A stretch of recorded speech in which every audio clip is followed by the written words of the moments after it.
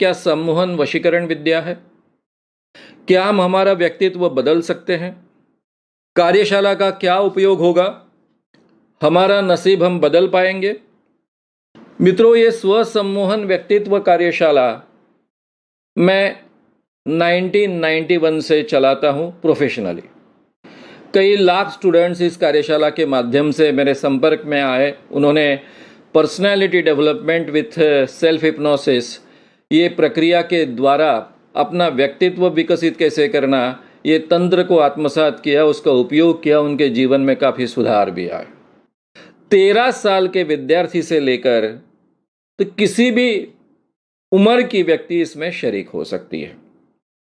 हर स्त्री के लिए, युवती के लिए, युवक के लिए, विद्यार्थी के लिए, हर इंसान के लिए, चाहे वो प्रोफेशनल हो, चाहे वो बेकार हो, चाहे वो किसी भी ओहदे पर काम करता हो, जिसकी प्राथमिक शिक्षा कम से कम 7वीं 8वीं क्लास तक पूरी हो चुकी है, ऐसे हर व्यक्ति को ये कार्यशाला समझ में आए, इस ढंग से मैं इस कार्यशाला को लोगों के सामने रखता हूँ, सिखाता हूँ।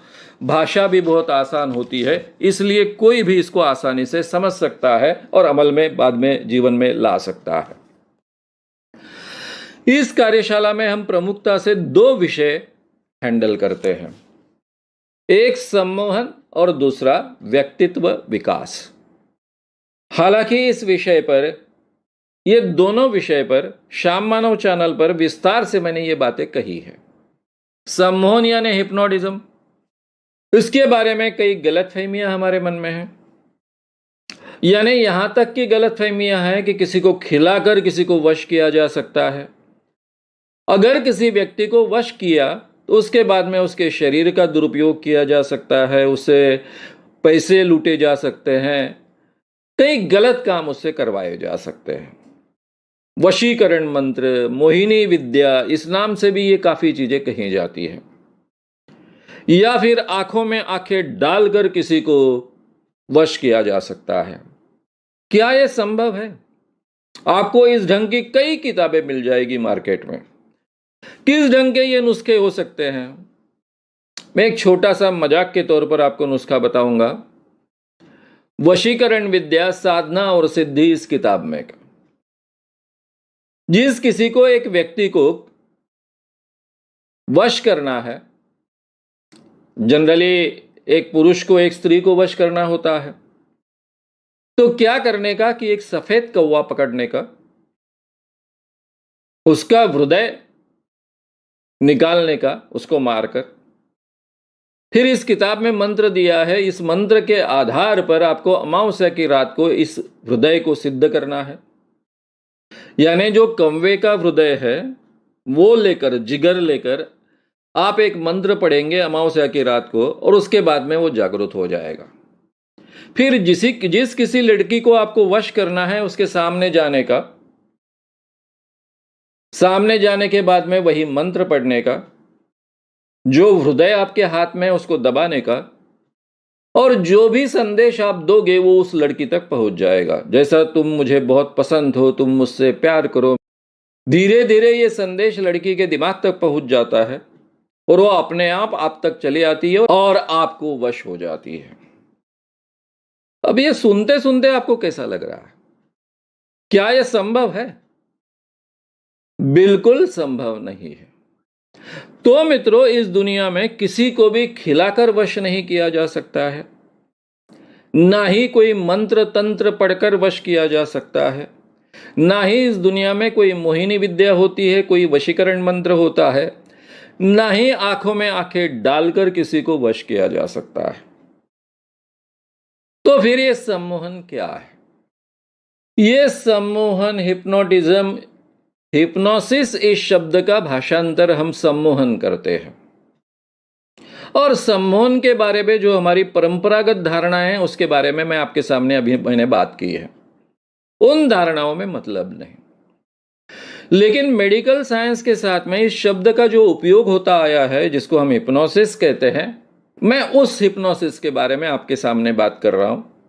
और वो हिप्नोसिस जो है, उस शब्द का भाषांतर हम हिंदी में, मराठी में सम्मोहन ऐसा करते हैं। हमारे परंपरागत सम्मोहन की बात मैं यहां नहीं कर रहा हूं। हिप्पोक्रेटस का नाम आपने सुना होगा। जो भी एमबीबीएस बनता है, एलोपैथिक डॉक्टर बनता है, वो अपने जीवन की शुरुआत हिप्पोक्रेटस की शपथ लेकर शुरुआत करता है। हिप्पोक्रेटस ये औषधि शास्त्र का जनक है। इसको फादर ऑफ मेडिसिन ऐसा कहा जाता है।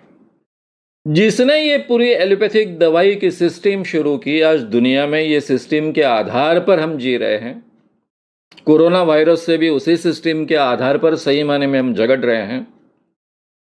ये सिस्टम का जो जनक था, फादर था, वो आर्ट ऑफ हीलिंग के नाम पर इसी ढंग की प्रक्रिया का उपयोग कर कर लोगों की बीमारियां ठीक करता था।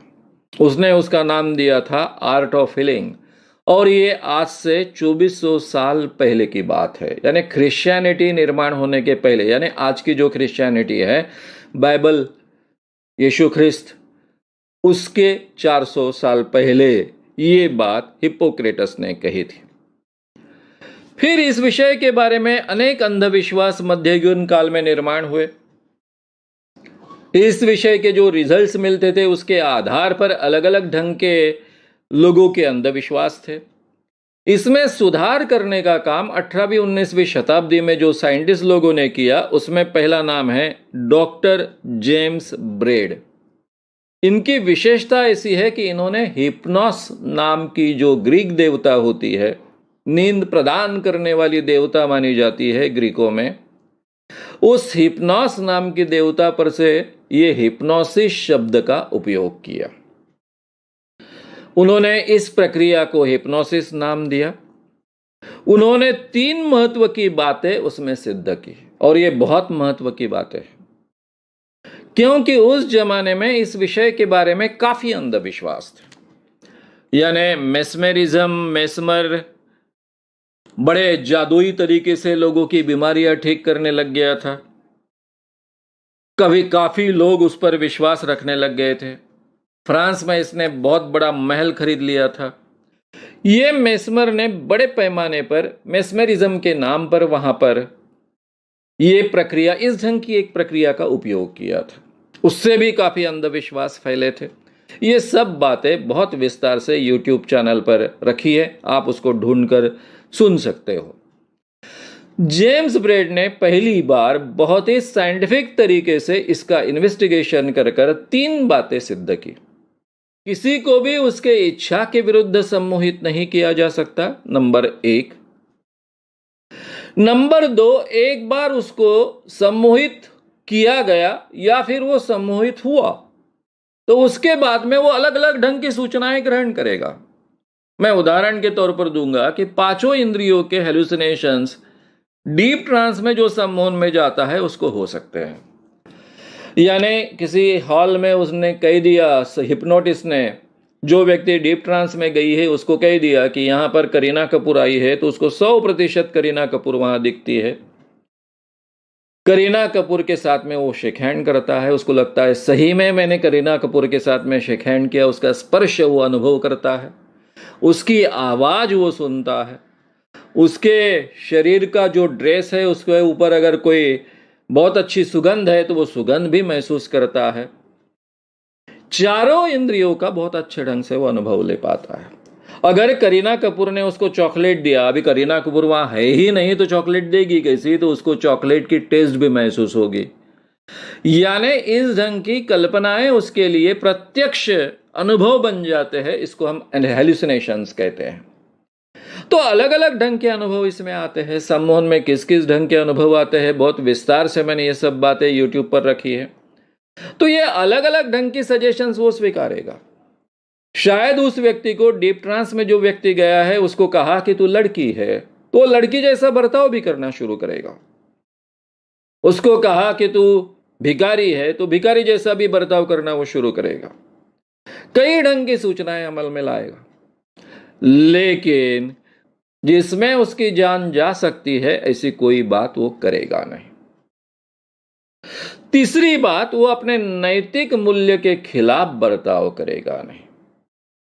यानी उसके जो नैतिक मूल्य बचपन से आज तक बने हैं, उसकी जो वैल्यू सिस्टम है, उस नैतिकता के खिलाफ कोई भी सूचना वो अमल में लाएगा नहीं।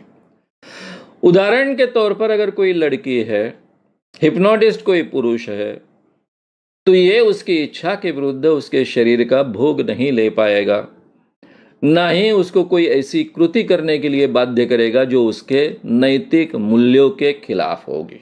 जब ये जेम्स ब्राइट ने सिद्ध किया कि कोई भी एक व्यक्ति उसके इच्छे विरुद्ध यानी उसकी इच्छा के विरुद्ध सम्मोहित नहीं किया जा सकता है, ना ही उसको ऐसी कोई सूचना दी जा सकती है कि जिसके कारण उसके जान को धोखा होगा, और ना ही वो अपने नैतिक मूल्यों के खिलाफ कोई बर्ताव कर पाता है या करता है। ये तीन बातें सिद्ध करने के बाद इस विषय के बारे में जो बहुत बड़े पैमाने पर गलतफहमियां फैली थी, उसके साथ में डर और भय भी फैला था, उस पर रोक लग गई और वैज्ञानिक जगत में इसका उपयोग होने लगा। उसी जमाने में आसपास में कलकत्ता में एक मेस्मेरिक हॉस्पिटल नाम का हॉस्पिटल था। उसमें जेम्स इसाडेल नाम का स्कॉटिश सर्जन वहां पर बड़े पैमाने पर सर्जरी करते वक्त उसने सम्मोहन प्रक्रिया का उपयोग किया। उसके द्वारा एनेस्थेशिया क्रिएट किया। उस जमाने में एनेस्थेटिक ड्रग्स का पता नहीं था, क्लोरोफॉर्म और बाकी कोई भी ड्रग्स, ईथर भी उस जमाने में हमको पता नहीं थे।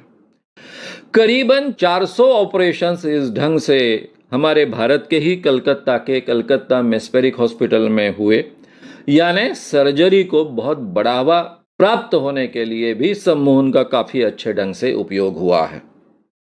लेकिन जब हम बहुत ही प्रगति कर पाए मेडिसिन के क्षेत्र में, सर्जरी के लिए अलग अलग ढंग के एनेस्थेटिक ड्रग्स उपलब्ध हुए, अभी सम्मोहन की उसके लिए आवश्यकता नहीं है। सम्मोहन प्रक्रिया ये बहुत समय लेने वाली प्रक्रिया है, मेहनत वाली प्रक्रिया है, हर व्यक्ति को लागू नहीं होती है, क्योंकि जो डीप ट्रांस में जा सकते हैं, मीडियम ट्रांस में जा सकते हैं, उन्हीं पर एनेस्थेशिया या फिर एनाल्जेशिया क्रिएट कर कर ऑपरेशन किए जा सकते हैं। ये सभी मर्यादाएं होने के कारण नेचुरली इस तरफ सब डॉक्टरों ने ध्यान देना छोड़ दिया। लेकिन डेंटिस्ट्री में, दंत वैद्यक शास्त्र में इसका उपयोग होना शुरू रहा, क्योंकि उसके 2-3 फायदे थे। पहला फायदा ऐसा था कि जब भी दांत का ऑपरेशन होता है तो हमारा जबड़ा काफी समय तक खुला रखना पड़ता है। सम्मोहन के जरिए आसानी से खुला रखना संभव होता था। आजकल सलाइवा निकालने के अलग अलग तरीके ईजाद हुए हैं। उस जमाने में सलाइवा इकट्ठा होता था, डॉक्टर को बड़ी तकलीफ होती थी, उसको ऑपरेशन करना कठिन जाता था।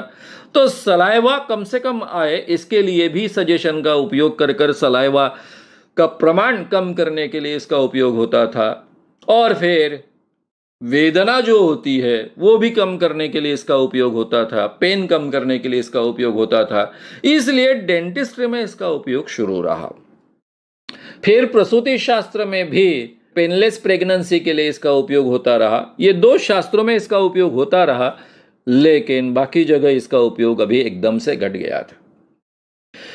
करीबन 1950 तक मेडिकल साइंस ने बहुत अच्छी प्रगति कर ली थी। सर्जरी के क्षेत्र में भी बहुत अच्छी प्रगति कर ली थी हमने, मेडिसिन के क्षेत्र में भी प्रगति कर ली थी। और तब हमारे ध्यान में आया कि इतनी हमने प्रगति करने के बाद भी 55% बीमारियां ऐसी है कि जिसमें दवाइयां और सर्जरी इफेक्टिवली काम नहीं करती है। वर्ल्ड हेल्थ ऑर्गेनाइजेशन ने ही प्रमाण दिया है कि 55% ऐसी बीमारियां हैं कि जो साइकोसोमैटिक होती है, मनोकायिक होती है। मनोकायिक बीमारियां यानी जिनका ओरिजिन साइकोलॉजिकल होता है लेकिन जो शरीर पर दिखती है, इनको मनोकायिक बीमारियां, साइकोसोमैटिक बीमारियां ऐसा कहा जाता है। और साइकोलॉजिकल बीमारियां हम सबको मालूम है केवल मानसिक होती है। ये दोनों बीमारियों के क्षेत्र में सम्मोहन प्रक्रिया जैसी प्रक्रिया बहुत इफेक्टिवली रिजल्ट देती है। ये ध्यान में आने के बाद फिर से वैज्ञानिक जगत का इसकी ओर ध्यान गया और इसलिए पहली बार 1955 में ब्रिटिश मेडिकल एसोसिएशन ने इसको मान्यता दी। बाद में अमेरिकन मेडिकल एसोसिएशन ने इसको मान्यता दी और बाद में WHO ने इसको भी मान्यता दी। आज के दिनों में अमेरिका जैसे देश में, इंग्लैंड जैसे देश में, ऑस्ट्रेलिया जैसे देश में, कई देशों में ये विषय मेडिकल साइंस के साथ या फिर साइकोलॉजी डिपार्टमेंट के साथ में सिखाया जाता है। इतना ही नहीं तो हॉस्पिटल में इसकी ट्रीटमेंट उपलब्ध होती है और इसको एक साइंटिफिक सब्जेक्ट कर कर वहाँ सम्मान प्राप्त है, प्रतिष्ठा प्राप्त है, एजुकेशन की सुविधाएं प्राप्त है। अमेरिका जैसे देश में, ब्रिटेन जैसे देश में जब तक आप साइकोलॉजी में एमए करते नहीं हो या फिर कम से कम एमबीबीएस करते नहीं हो, तब तक आपको इस विषय में सीखने के लिए भी अवसर नहीं मिलता है। ये डिग्रियां प्राप्त करने के बाद ही आप ये विषय सीख सकते हो और इसका उपयोग थेरेपी के लिए कर सकते हो। तो मित्रों, ये सम्मोहन विषय की थोड़ी जानकारी, जो साइंटिफिक जानकारी है, मैंने आपके सामने रखी। लेकिन ये प्रकार क्या है सम्मोहन? आपने कई बार ऐसा देखा होता है कि तो जादूगर ऐसे ऐसे हाथ करता है, ऐसा गोल गोल चक्र होता है, क्या क्या कुछ तो भी होता है, कभी कभी जादूगर ऐसा ऐसा करता है। इसका सम्मोहन से कोई संबंध नहीं है, ये कोई सम्मोहन नहीं है। फिर सम्मोहन क्या है? अगर आसान भाषा में आपको कहूं तो एक सिंपल फिजिकल रिलैक्सेशन, यानी हमारे शरीर को एक रिलैक्स करने का तंत्र। अपने शरीर को हम इतने अच्छे ढंग से रिलैक्स करें कि उसके साथ में हम मेंटली भी रिलैक्स हो जाए। जब हम फिजिकली और मेंटली दोनों ढंग से रिलैक्स हो जाते हैं तो एक ऐसी अवस्था में पहुंचते हैं जिसको हम अल्फा रिदम की अवस्था कहते हैं। कहने का मतलब ऐसा है कि इस समय अगर हमारे ब्रेन के ईईजी एनसेफेलोग्राम अगर लिए गए तो अल्फा रिदम के होते हैं, 8 से 12 साइकिल्स पर सेकंड के होते हैं। हमारे जो ब्रेन है, ब्रेन में से कंटिन्यूअस इलेक्ट्रिकल इंपल्सेस निकलते रहते हैं। ये इलेक्ट्रिकल इंपल्सेस को जांचने का तरीका, जिसको हम कहते हैं इलेक्ट्रोएन्सेफेलोग्राम लेना, यानी ईईजी लेना। हृदय के जब लेते हैं उसको ईसीजी कहते हैं और इसको ब्रेन के जब लेते हैं उसको हम ईईजी कहते हैं। तो ये ईईजी जो होते हैं वो 8 से 12 साइकिल्स पर सेकंड होते हैं। तो एक तरफ फिजिकली हमको अपने आप को रिलैक्स करना है, उसके साथ में मेंटली भी रिलैक्स करना है, और हम फिजिकली और मेंटली दोनों बहुत अच्छे ढंग से रिलैक्स हो जाते हैं तो हम सम्मोहन की अवस्था में जाते हैं। सम्मोहन की इस अवस्था में जाने के लिए क्या केवल सम्मोहन प्रक्रिया ही है? हालांकि सम्मोहन ये विषय वैज्ञानिक क्षेत्र में अनुसंधान के साथ में काफी विकसित हुआ। पूरे दुनिया के सभी प्रकार के धर्मों ने जो मेडिटेशंस अपने साथ में इतने सालों तक संभाल कर रखे, उपयोग में लाते रहे, उनका अभ्यास किया गया। प्रार्थना प्रक्रिया का अभ्यास किया गया, उसमें से काफी चीजें उठाई गई और इसलिए सम्मोहन में आपको पूरे दुनिया के सभी धर्मों ने जो अलग अलग टेक्निक्स इस क्षेत्र में उपयोग में लाए हैं वो सभी के सभी उठाए हुए दिखते हैं।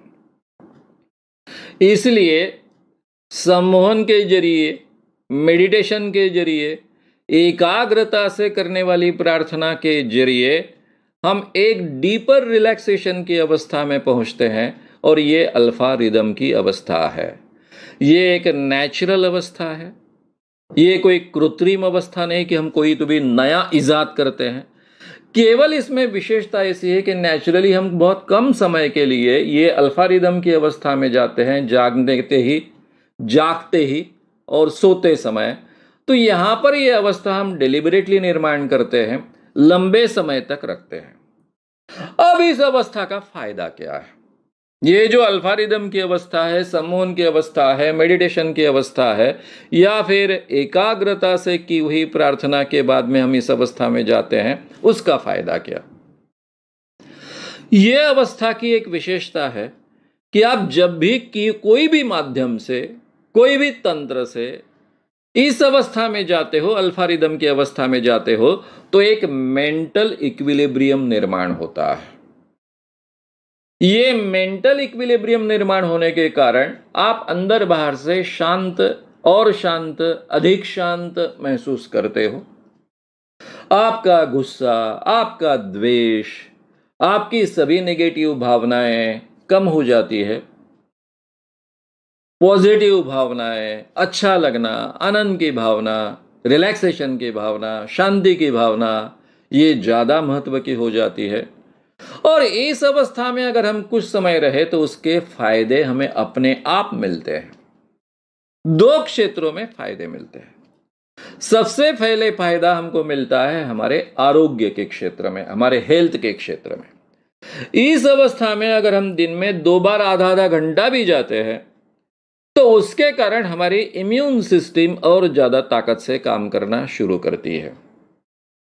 क्यों? क्योंकि यह अवस्था एक मेंटल इक्विलिब्रियम की अवस्था होने के कारण आपके मन में दिन भर में जो एक टेंशन तैयार होता है, एंजाइटी तैयार होती है, चिंता तैयार होती है, ये अलग अलग ढंग की नेगेटिव भावनाओं के कारण अलग अलग ढंग के केमिकल्स आपके शरीर में डिपॉजिट होने शुरू होते हैं। तो इस अवस्था में रहने के बाद में उनका कैथारसिस होता है, वो कम हो जाते हैं, निकल जाते हैं, अंदर बाहर से हम शांत होते हैं और इस कारण हमारी जो इम्यून सिस्टम है वो ज्यादा ताकत से काम करना शुरू करती है। इसलिए सम्मोहन जैसी प्रक्रिया, मेडिटेशन जैसी प्रक्रिया, डीपर प्रार्थना जैसी प्रक्रिया आरोग्य के क्षेत्र में बहुत महत्व की मानी जाती है। उसके पीछे का भी यही कारण है। दूसरी बात ऐसी है कि हमारे स्वभाव में भी उसका परिणाम होता है, हमारे व्यक्तित्व पर उसका परिणाम होता है। जो आदमी डेली रोज अपने जीवन का हिस्सा बना लेता है ऐसी प्रक्रिया को, समझो रोज 1 घंटा वो इस प्रक्रिया में, इस अवस्था में जाता है, तो अपने आप उसका गुस्सा कम होता है, द्वेष की भावना कम होती है, टेंशन और एंजाइटीज लेने की उसकी जो प्रवृत्ति है वो कम होती है, सभी नेगेटिव भावनाओं का प्रमाण कम होता है और एक पॉजिटिविटी की दिशा में वो प्रगति करना शुरू कर सकता है। ये तो बाय प्रोडक्ट जैसे फायदे हैं। मैंने जो आरोग्य के क्षेत्र में आपको कहा और दूसरा इस क्षेत्र में कहा, ये बाय प्रोडक्ट जैसे फायदे हैं। फिर मेडिटेशन में और सम्मोहन में फर्क क्या है? अगर कोई फर्क नहीं तो आप मेडिटेशन क्यों नहीं सिखाते हो, सम्मोहन क्यों सिखाते हो? ये सवाल आप मुझे पूछोगे। उसके पीछे का पहला कारण यह है कि सम्मोहन एक वैज्ञानिक प्रक्रिया है। डॉक्टरी के क्षेत्र में, मेडिकल साइंस के क्षेत्र में और साइकोलॉजी के क्षेत्र में, वैज्ञानिक साइकोलॉजी के क्षेत्र में इसका विकास हुआ है। इसमें बार बार संशोधन हुए हैं, लगातार इसमें संशोधन चलते रहते हैं और ये किसी एक व्यक्ति की, किसी एक जाति की, किसी एक धर्म की नहीं मानी जाती। ये पूरे मानव जाति की प्रक्रिया मानी जाती है और इसलिए वहां पर जो साइंटिफिक तरीके हैं मैं आसानी से उठाकर आपको समझा सकता हूं, सिखा सकता हूं, जीवन में अमल में ला सकता हूं। मेडिटेशन में, ये मेडिटेशन किसी के तो भी जरिए आता है। अमुक बाबा का मेडिटेशन, तमुक बाबा का मेडिटेशन, अमुक ऋषि का मेडिटेशन, तमुक ऋषि का मेडिटेशन, उसमें काफी अंधविश्वास भी है। उसका उपयोग नहीं होता है क्या? होता है, लेकिन उसके साथ में काफी अंधविश्वास भी जुड़े हैं। अगर मैं मेडिटेशन आपको सिखाऊं और उसके अंधविश्वास उसमें से निकाल कर सिखाऊं तो लोग पूछेंगे कि तुम्हें क्या अधिकार है, पतंजलि ने तो ऐसा ऐसा कहा है और तुम ऐसा ऐसा कह रहे हो, और पतंजलि का ही मेडिटेशन आप कुंडलिनी जागृति सिखा रहे हो। तो ये बड़ी दिक्कत की बात है। मुझे क्या अधिकार वो पतंजलि ने जो कहकर रखा है उसमें सुधार करने का? तो ये सभी मेडिटेशंस की ये मर्यादा है। आज के जमाने में उनमें काफी अंधविश्वास है, ये हमारे ध्यान में आता है। उसके जो साइंटिफिक फायदे हमें प्राप्त करने हैं वो प्राप्त करने के लिए उसमें सुधार करने की आवश्यकता होती है और उस झंझट में पड़ने के बजाय डायरेक्टली विज्ञान के जगत में जिसका अनुसंधान रेगुलर चल रहा है, पूरे दुनिया में हजारों लोग जिस क्षेत्र में काम करते हैं उसका फायदा हमें अपने आप उठाने की संभावना प्राप्त होती है, क्योंकि अनुसंधान सबके लिए उपलब्ध होते हैं। और इसलिए मैं मेडिटेशन या फिर और किसी प्रकार की किसी और बात का नाम न लेते हुए डायरेक्टली सम्मोहन नाम लेकर यह प्रक्रिया आपको सिखाने के लिए गए 30 सालों से प्रयत्न कर रहा हूं। अब मित्रों हम देखेंगे कि हमारा व्यक्तित्व यानी क्या। आप में से कई लोगों को लगता है कि मैं क्या करूं, मैं तो ऐसा ही हूं। अब मुझे गुस्सा आता है, मैं क्या करूं, मुझे आता है गुस्सा, मैं तो ऐसा ही हूं। तो इसमें कहां तक तथ्य है कि मैं तो ऐसा ही हूं? क्यों मैं ऐसा ही हूं? हम में से कई लोगों को ऐसा लगता है कि हमारा जो व्यक्तित्व है वो हमें अपने आप प्राप्त हुआ है, आइदर हमारे नसीब के कारण प्राप्त हुआ है या फिर और किसी कारणवश हमें प्राप्त हुआ है, या फिर हमें जेनेटिकली प्राप्त हुआ है। माँ बाप के जरिए क्या करेंगे, मैं गुस्सैल हूं, मेरे माँ बाप भी गुस्सैल है तो मैं भी गुस्सैल हूं, इसमें तो मेरा कोई चारा नहीं है या फिर उस पर कोई मेरे पास उपाय नहीं है। ये जो हमारी धारणाएं हैं हमारे व्यक्तित्व के बारे में, उसी से हम शुरुआत करेंगे। अब इसमें जेनेटिकली क्या क्या प्राप्त होता है। आज के जमाने में हम कह सकते हैं विज्ञान के संशोधन के आधार पर कि हमारा जो शरीर हमें प्राप्त होता है वो 100% जेनेटिक होता है, अनुवंशिक होता है, माँ बाप के जीन्स के माध्यम से हमें प्राप्त होता है। हमारे शरीर की ऊंचाई है, जाड़ी है, कलर है, चेहरे का रंग है, शरीर का रंग है, आंखों का रंग है, ये जो शारीरिक बातें हैं ये सभी हमें हमारे माँ बाप के जरिए प्राप्त होते हैं। तो कहने का मतलब ऐसा है कि हमारा पूरा का पूरा शरीर जो है हमें अनुवंशिक पद्धति से, हेरिडिटरी से प्राप्त होता है। इसके बारे में दुनिया में आज किसी के मन में डाउट नहीं है, डाउट के लिए जगह भी नहीं। लेकिन जिसे हम कहते हैं स्वभाव, बुद्धि, ये जो हमारे पर्सनालिटी के अलग अलग अंग है, क्या वे हमें हेरिडिटरी प्राप्त होते हैं? इसके बारे में आज हम कह सकते हैं कि जब बच्चा 9 माह के बाद पैदा होता है, माँ के गर्भ से बाहर आता है, इस दुनिया में प्रवेश करता है, तब उसका जो हार्डवेयर है, हार्डवेयर यानी हमारी ब्रेन और पूरी की पूरी शरीर की सिस्टम, ये हमें आनुवंशिकता से प्राप्त होती है। लेकिन सॉफ्टवेयर जो हमारी होती है, जो व्यक्तित्व का हिस्सा है, वो करीबन कोरा होता है। जन्म के बाद के क्षण से हम सीखना शुरू करते हैं। गर्भ में हम सीखते हैं वगैरह, ये केवल हमारी धारणाएं हैं, गलतफहमियां हैं। गर्भ में मां के अच्छे बर्ताव का बच्चों को फायदा मिलता है, मां के अच्छे मनस्थिति का बच्चों को फायदा मिलता है, यानी गर्भ पलने के स्टेजेस को फायदा मिलता है। यहां तक बात बराबर है, करेक्ट है। लेकिन गर्भ में बच्चा है और बच्चा सीख रहा है, यह संभव नहीं। इस ढंग के जो गर्भ संस्कार हर जगह सिखाए जाते हैं बहुत अवैज्ञानिक है, उसको कोई आधार नहीं है। ये बच्चे के सॉफ्टवेयर की स्थिति कोरी होती है, ब्लैंक होती है, इतना आप ध्यान में रखें। जैसे ही बच्चा जन्म लेता है उस समय से लेकर उसके पांचों इंद्रियों के माध्यम से वो जो ग्रहण करता है, जो सीखता है, वो डायरेक्टली उसके ब्रेन में जाकर रिकॉर्ड होता है, उसमें से सॉफ्टवेयर बननी शुरू होती है। माँ बाप जो उसके साथ में बात करते हैं, बर्ताव करते हैं, जो सजेशंस देते हैं, उसके भी उस पर परिणाम होते हैं। इतना ही नहीं तो उसके आसपास जो लोग होते हैं उनका वो अनुकरण करने की कोशिश करता है।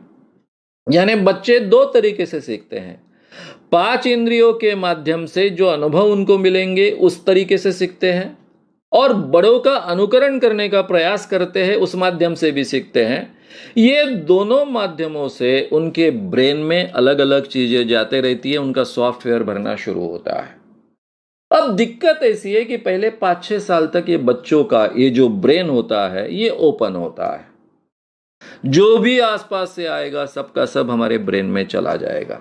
जो अच्छा होगा वो भी जाएगा, कचरा होगा वो भी जाएगा, गंदगी होगी वो भी चले जाएगी।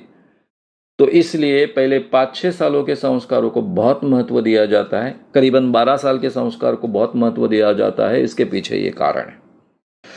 अब मित्रों क्या होता है कि कैसे हमारे दीर्घकालीन ट्रेट्स पर्सनालिटी के इसमें से बनते हैं, इसके लिए मैं 1-2 उदाहरण लूंगा।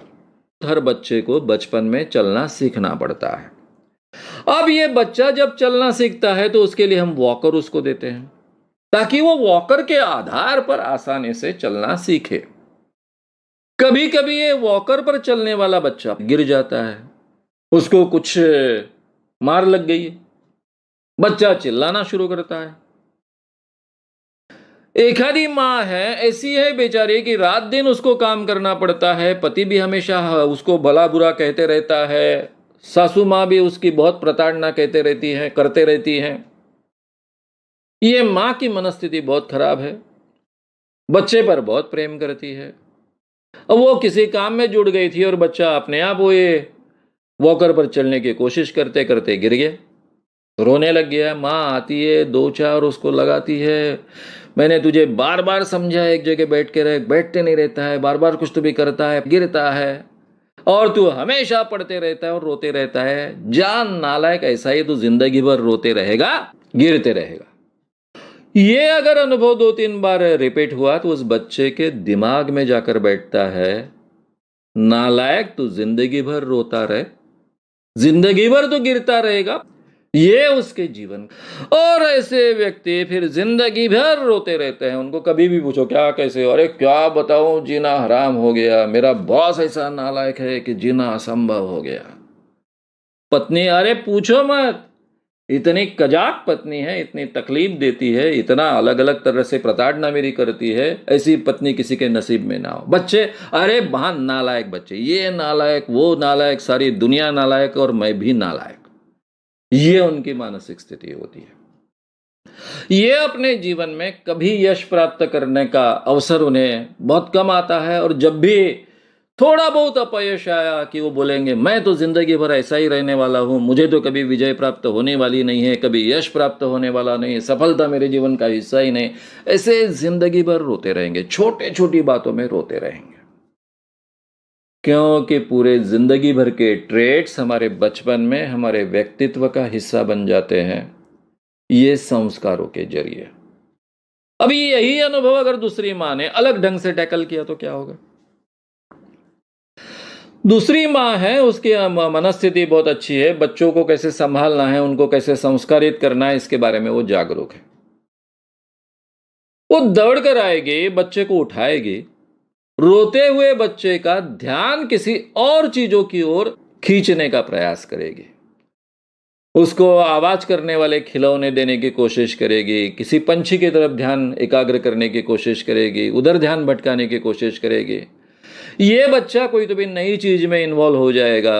रोने वाला बच्चा थोड़ी देर में हंसना शुरू करेगा, और फिर ये हंसते हुए बच्चे को वो बाद में फिर से उसी वॉकर के साथ में खड़ा करेगी, चलने के लिए उसको 2-3 मिनट देगी, उसके साथ में चलेगी और बाद में उसको छोड़ देगी।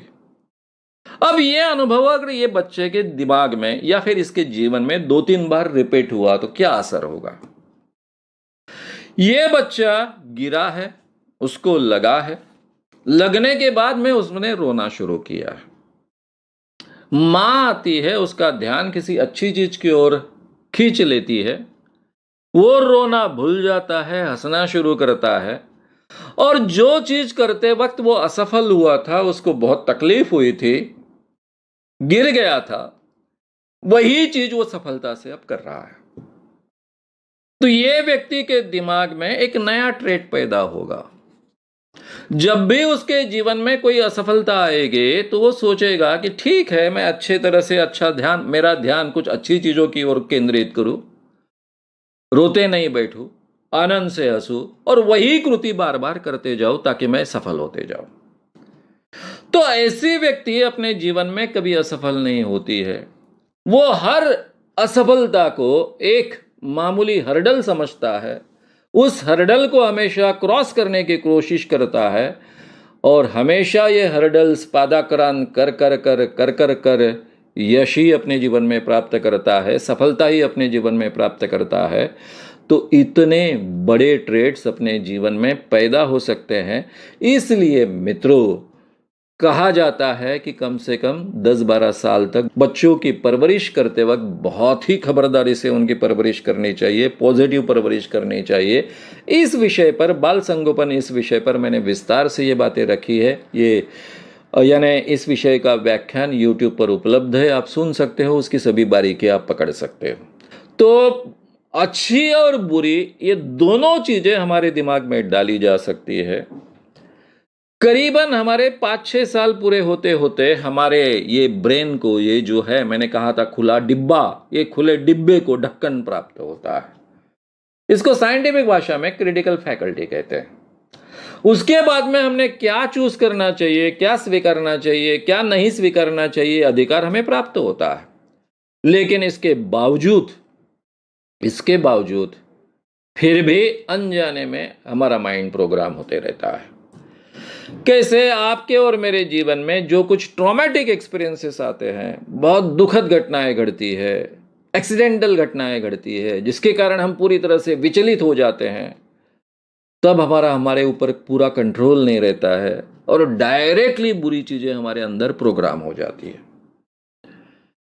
रात दिन जो हम अपने आप के बारे में सोचते हैं, मन ही मन सोचते रहते हैं।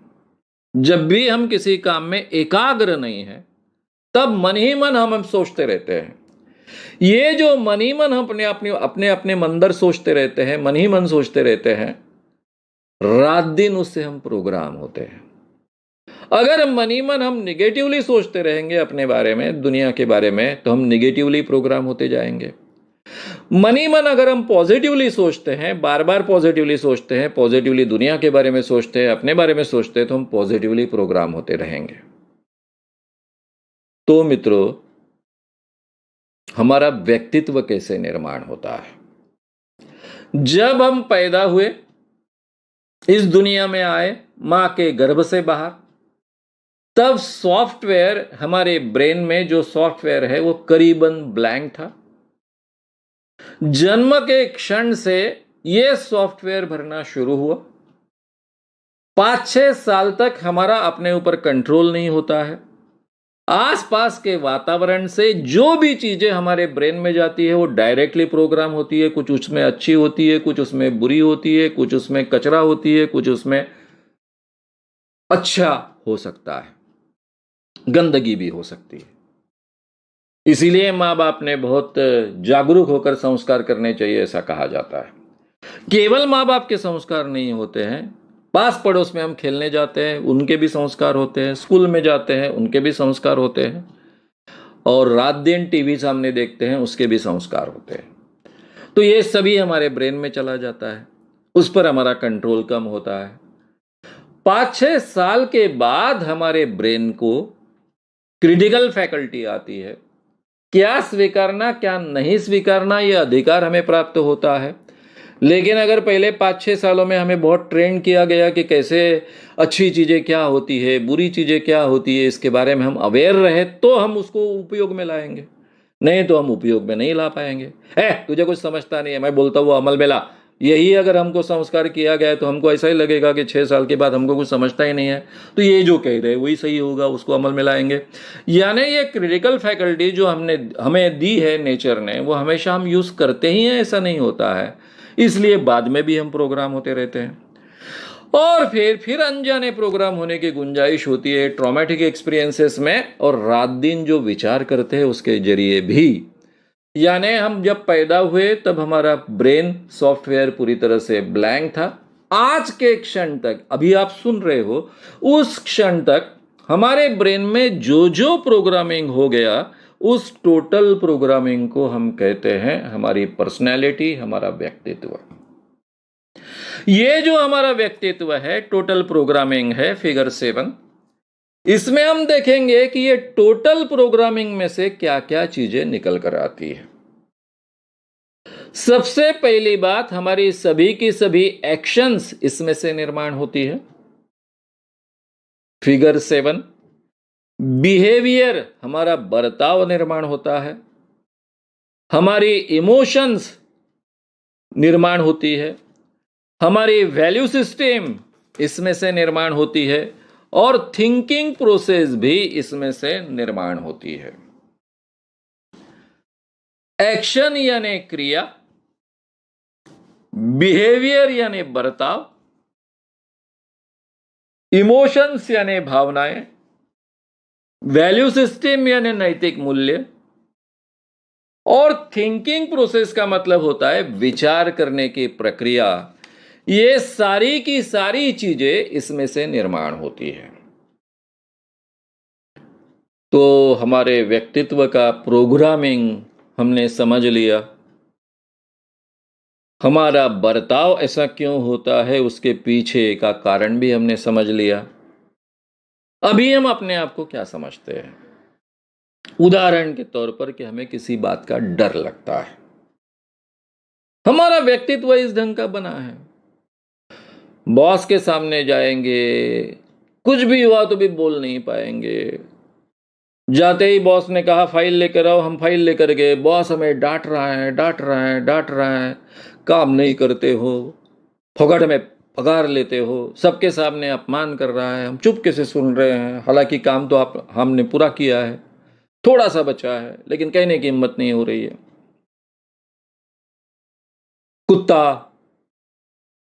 कुत्ते से डर लगता है।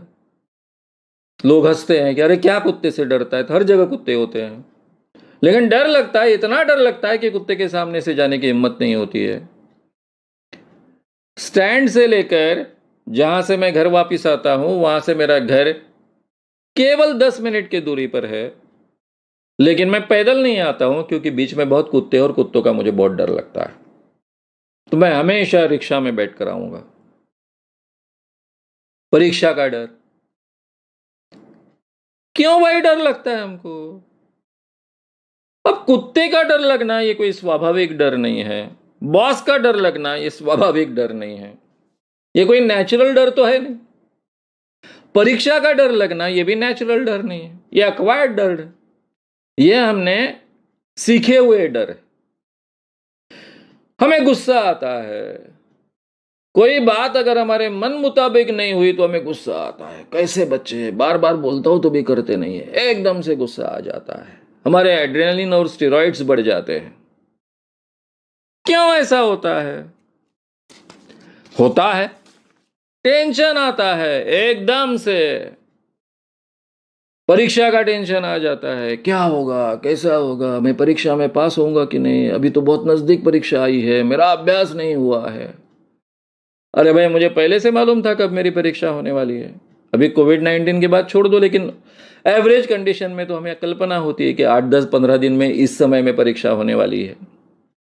पहले से हमने तैयारी करनी चाहिए थी, नहीं करते, फिर एकदम से डर जाते हैं। ये जो हमारे परिणाम है कि परिणाम क्या होगा, इस डर के कारण अस्वस्थता निर्माण होती है, भावनात्मक असहजता निर्माण होती है, और उससे अलग अलग ढंग के हमें रोग होते हैं। इनको मानसिक रोग कह सकते हैं, मनोकायिक रोग कह सकते हैं। ये जो हमारी नेगेटिव भावनाएं हैं, ये केवल भावनाओं तक सीमित नहीं रहती है, ये केवल हमारे बिहेवियर तक सीमित नहीं रहती। मुझे गुस्सा आता है तो मेरे रिलेशन लोगों के साथ में बिगड़ जाते हैं, यहां तक सीमित नहीं रहती है। मुझे हमेशा चिंता होती है, एंग्जाइटी होती है, टेंशन होता है, तो ये केवल उस कारण मैं किसी के साथ में गलत बर्ताव कर लूं, यहां तक सीमित नहीं होती है। तो इसके कारण मेरे पूरे शरीर पर, मेरे स्वास्थ्य पर परिणाम होता है, और उससे कई प्रकार के रोग निर्माण होते हैं। मनोकायिक रोग, जिनको हम कहते हैं साइकोसोमैटिक रोग, हार्ट डिजीज ये मनोकायिक रोग है, डायबिटीज मनोकायिक रोग है, ब्लड प्रेशर बढ़ना मनोकायिक रोग है, स्किन्स के अलग अलग प्रॉब्लम्स मनोकायिक रोग है, ऐसी कई बीमारियां हमको हो सकती है। इसलिए मित्रों, इस कार्यशाला में हम स्ट्रेस मैनेजमेंट सीखते हैं, विस्तार से स्ट्रेस मैनेजमेंट सीखते हैं कि हमारे जीवन में ये टेंशन्स और एंग्जाइटीज जो निर्माण होती है उसको हमने किस ढंग से टैकल करना चाहिए। अब ये टैकल करने के दो तरीके, एक तात्कालिक इमरजेंसी तरीके कि भाई मुझे अभी टेंशन आया है तो अभी मैं क्या करूं, और दूसरा परमानेंट तरीके कि मैं अपने व्यक्तित्व में ही इस ढंग से बदलाव करूं कि मुझे इजीली टेंशन नहीं आएगा। ऐसा कैसा सर, इजीली टेंशन नहीं आएगा? हर एक को टेंशन आता है। सबसे ज्यादा टेंशन की अवस्था में मैं जिया हूं।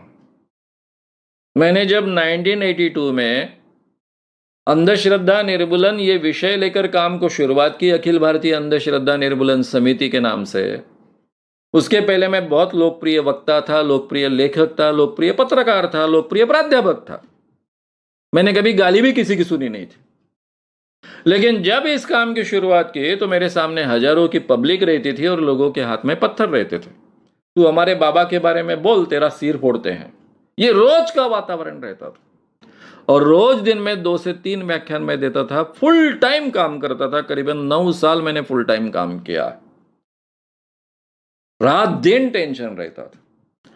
लेकिन इस अवस्था में भी आप अंदर बाहर से बहुत शांत रह सकते हो, इसलिए मुझे इस विषय पर बोलने का बहुत अधिकार है।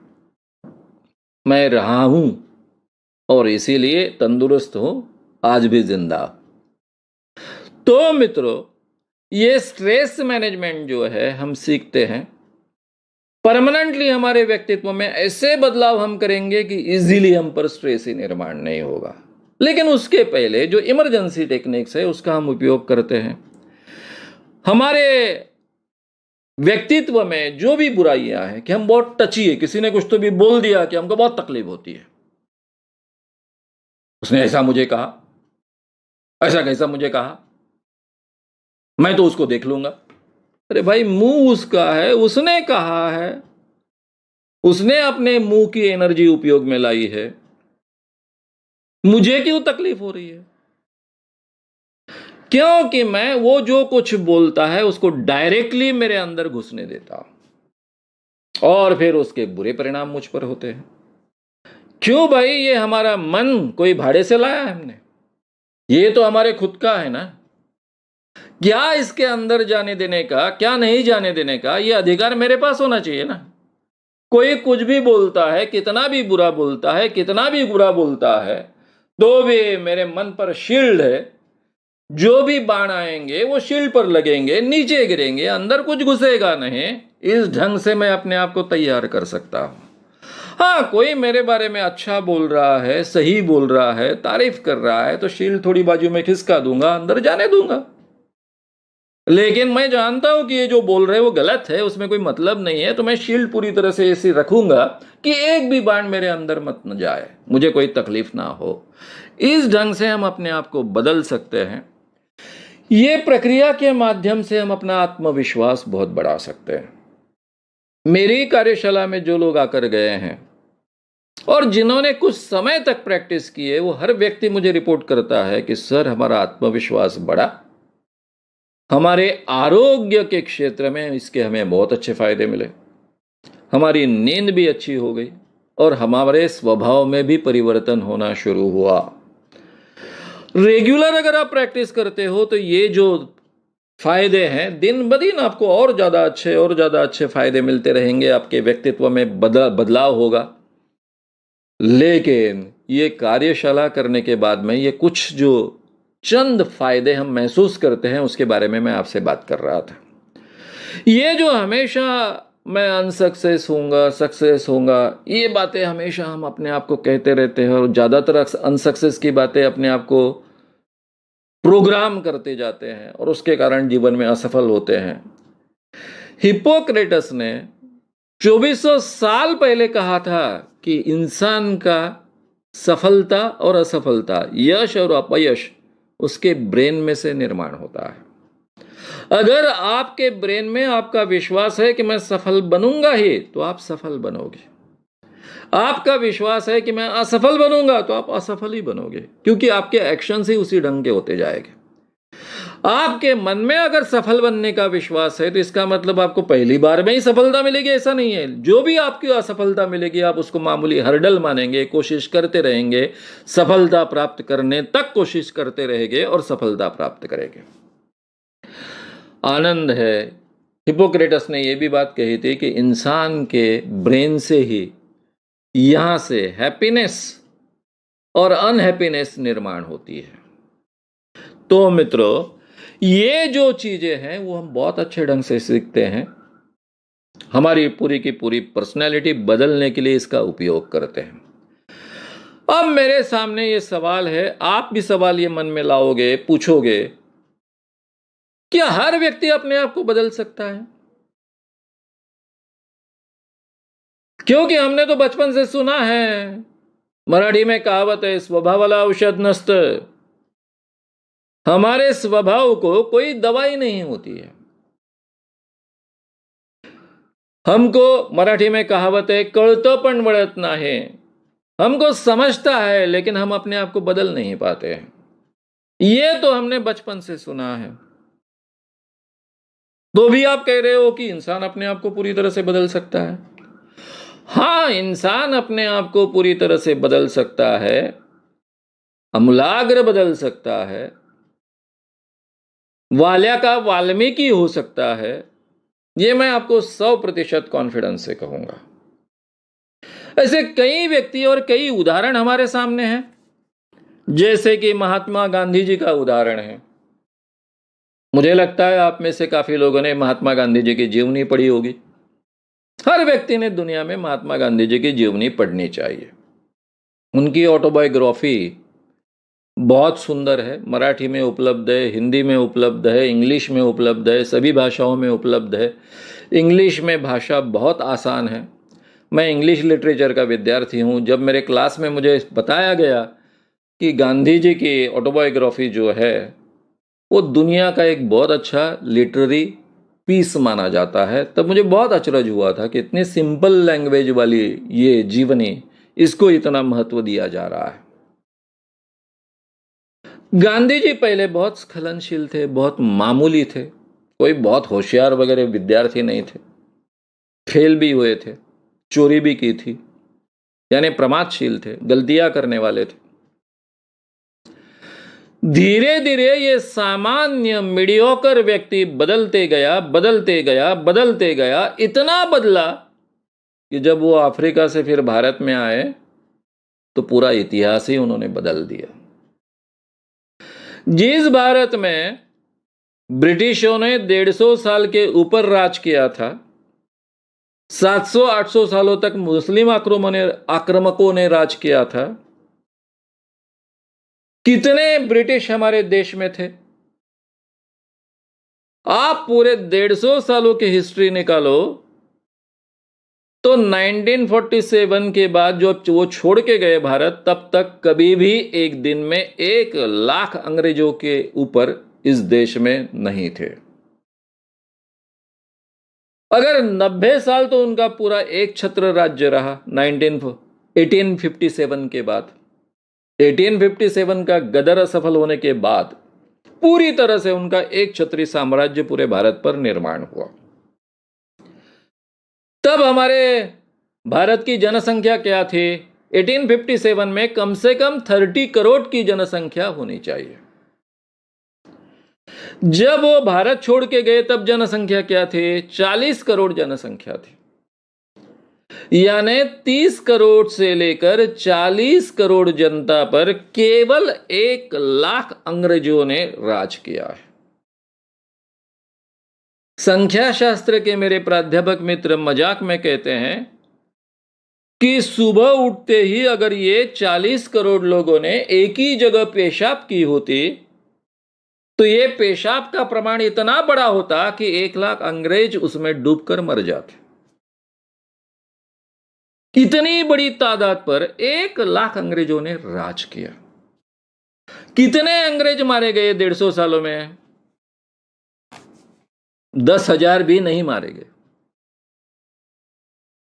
जो देश इतना डरपोक था, 1 लाख लोग 150 साल तक 30 से 40 करोड़ लोगों पर राज कर पाए, उसी देश में ये महात्मा गांधी नाम का एक व्यक्ति आता है, लोगों को रास्ते पर बुलाता है। अंग्रेज मामूली नहीं, ब्रिटिश लोगों ने पूरे दुनिया पर राज कायम किया। जिनके राज में सूर्य कभी डूबता नहीं, ऐसा कहा जाता था, इतने विस्तीर्ण प्रदेश पर उन्होंने राज कायम किया। किस आधार पर? उनकी सैनिक शिस्त और वैज्ञानिक क्षमता, डिसिप्लिन और वैज्ञानिक क्षमता के आधार पर। उन्हीं अंग्रेजों के सामने ये लठ लेकर खड़ा हुआ, लेकिन लठ मारने के लिए नहीं, केवल चलने के लिए। लाखों करोड़ों लोग जुड़ते गए। आज तक दुनिया में इतने लोग कभी रास्ते पर नहीं आए जितने इस व्यक्ति ने लाए। उसमें महिलाएं थी, उसमें गरीब आदमी थे, उसमें अनपढ़ आदमी थे, उसमें अलग अलग जाति के समूह थे। सभी लोग उसके साथ जुड़ गए और उसमें से हमारे देश में स्वतंत्रता आंदोलन कहां के कहां पहुंच गया और ब्रिटिशों को यह देश छोड़कर जाना पड़ा। 20वीं शताब्दी में इस व्यक्ति को मैन ऑफ द सेंचुरी कहा गया। एक सामान्य मीडियोकर व्यक्ति से लेकर एक व्यक्ति यहां तक पहुंचता है, अपने आप में इतना बदलाव करता है और अंदर बाहर से आदमी हमेशा शांत रहता है, किसी का द्वेष नहीं करता है, अंग्रेजों के साथ में लड़ता है, उनका भी द्वेष नहीं करता है। इतना अच्छा उत्तुंग व्यक्तिमत्व उसने अपने जीवन में व्यक्तित्व धारण किया, प्राप्त किया। दूसरा उदाहरण मैं आपके सामने लूंगा, ऐसा ही एक उदाहरण। एक व्यक्ति दलित जाति में जन्म लिया, उसको हालांकि इस देश में सीखने का भी अधिकार नहीं था, लेकिन अंग्रेजों का शासन था इसलिए सीखने का अवसर मिला। उसके टीचर उसको क्लासरूम के अंदर नहीं बैठने देते थे, उसके डोर पर बैठने को लगाते थे और जब कभी उनको मारने की आवश्यकता पड़ती तो छड़ी से नहीं मारते थे, पत्थर फेंक कर मारते थे, क्योंकि वो अस्पृश्य थे। उनका पीने का पानी अलग, सब अलग, बार बार अपमान होना, सीखते वक्त भी और बाद में भी। यह व्यक्ति दलित जाति में अस्पृश्यता के सभी भोग भोगते हुए पढ़ता गया, प्रकांड पंडित बना। केवल प्रकांड पंडित बनकर वो चाहे तो बड़ी बड़ी नौकरियां हासिल कर सकता था, अमेरिका में रह सकता था, ब्रिटेन में रह सकता था, लेकिन ऐसा नहीं किया, वो भारत में ही रहा। ये सभी अपमान सहन करते करते उस आदमी ने इस देश के लिए एक सुंदर राज्य घटना निर्माण की, कॉन्स्टिट्यूशन निर्माण की, जिसमें सबको समानता प्रदान की, स्त्रियों को समानता प्रदान की, सभी इंसानों को समानता प्रदान की, इक्वेलिटी, फ्रैटर्निटी यानी समानता, बंधुता, लिबर्टी, स्वतंत्रता, इसके आधार पर, और न्याय उसके साथ में, जस्टिस, इसके आधार पर एक सुंदर, बहुत ही सुंदर कॉन्स्टिट्यूशन इस देश को दी। ये डॉक्टर बाबा साहब आम्बेडकर, इनका व्यक्तित्व कैसे निखरते गया, कैसे बदलते गया, कैसे निर्माण होते गया, ये हमारे सामने उदाहरण है। इतने प्रतिकूल परिस्थिति में इंसान अपने आप को क्या बना सकता है। अब तुम बोलोगे कि क्या सर, वो महात्मा गांधी कहाँ, वो डॉक्टर बाबा साहब आम्बेडकर कहाँ, इतने बड़े बड़े उदाहरण आप दे रहे हो, आम आदमी बदल पाएगा क्या? आम आदमी अपने आप को आमूलाग्र बदल पाएगा क्या? मैं इतने आत्मविश्वास से आपसे क्यों बात कर पाता हूं? क्योंकि मैंने अपने आप को आमूलाग्र बदला है। मैं अपने जीवन के कॉलेज के पहले साल तक, मैं पहले साइंस का विद्यार्थी था, बीएससी पार्ट 1 तक, उसको हम इंटर साइंस कहते, उसके बाद में हमको मेडिकल में और इंजीनियरिंग में प्रवेश मिलता था। मैथमेटिक्स मेरा विषय था, मैथमेटिक्स में थोड़ा बहुत ठीक ठाक था मैं, इसलिए सबकी अपेक्षाएं थी कि मैं इंजीनियर बनूं। जब तक मैं कॉलेज में पढ़ रहा था पार्ट 1 में, तब तक मैं अपने जीवन में बहुत ही आत्मविश्वासहीन व्यक्ति था, बहुत निराशावादी व्यक्तित्व था, जिसको हम मेलैंकोलिक पर्सनैलिटी कहते हैं।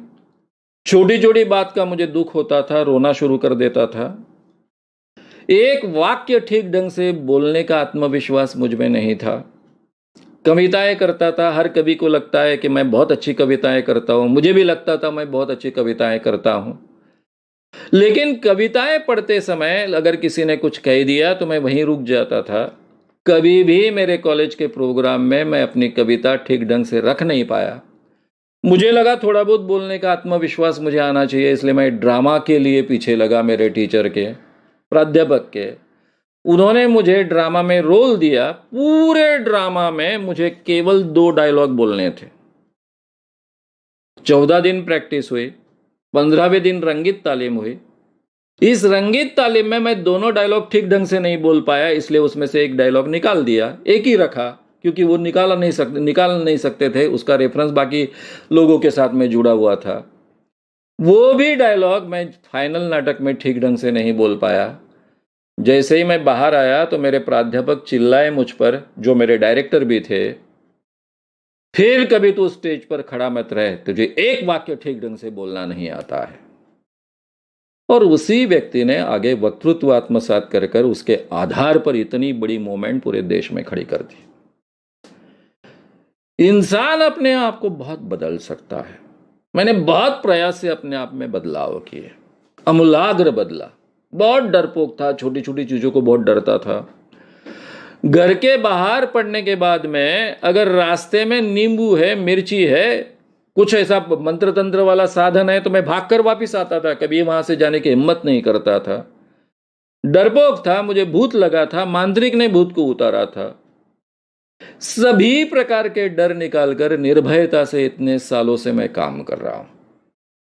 मैंने पहले ही आपको रिपोर्टिंग की कि जब मैंने ये काम शुरू किया तो मेरे हर कार्यक्रम में, हर भाषण में आह्वान होते थे कि तू हमारे बाबा के बारे में बोल, हमारे मांत्रिक के बारे में बोल, जिसके शरीर में देवी आती है उसके बारे में बोल, हमारे एरिया के ज्योतिष के बारे में बोल, तेरा सर ही हम फोड़ देते।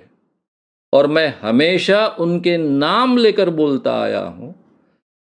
पूरे मेरे 38 साल के जीवन में मेरी एक भी सभा मैंने कभी रद्द नहीं की, आधी अधूरी नहीं छोड़ी, और कभी किसी ने चैलेंज किया इसलिए उसके सामने नहीं झुका।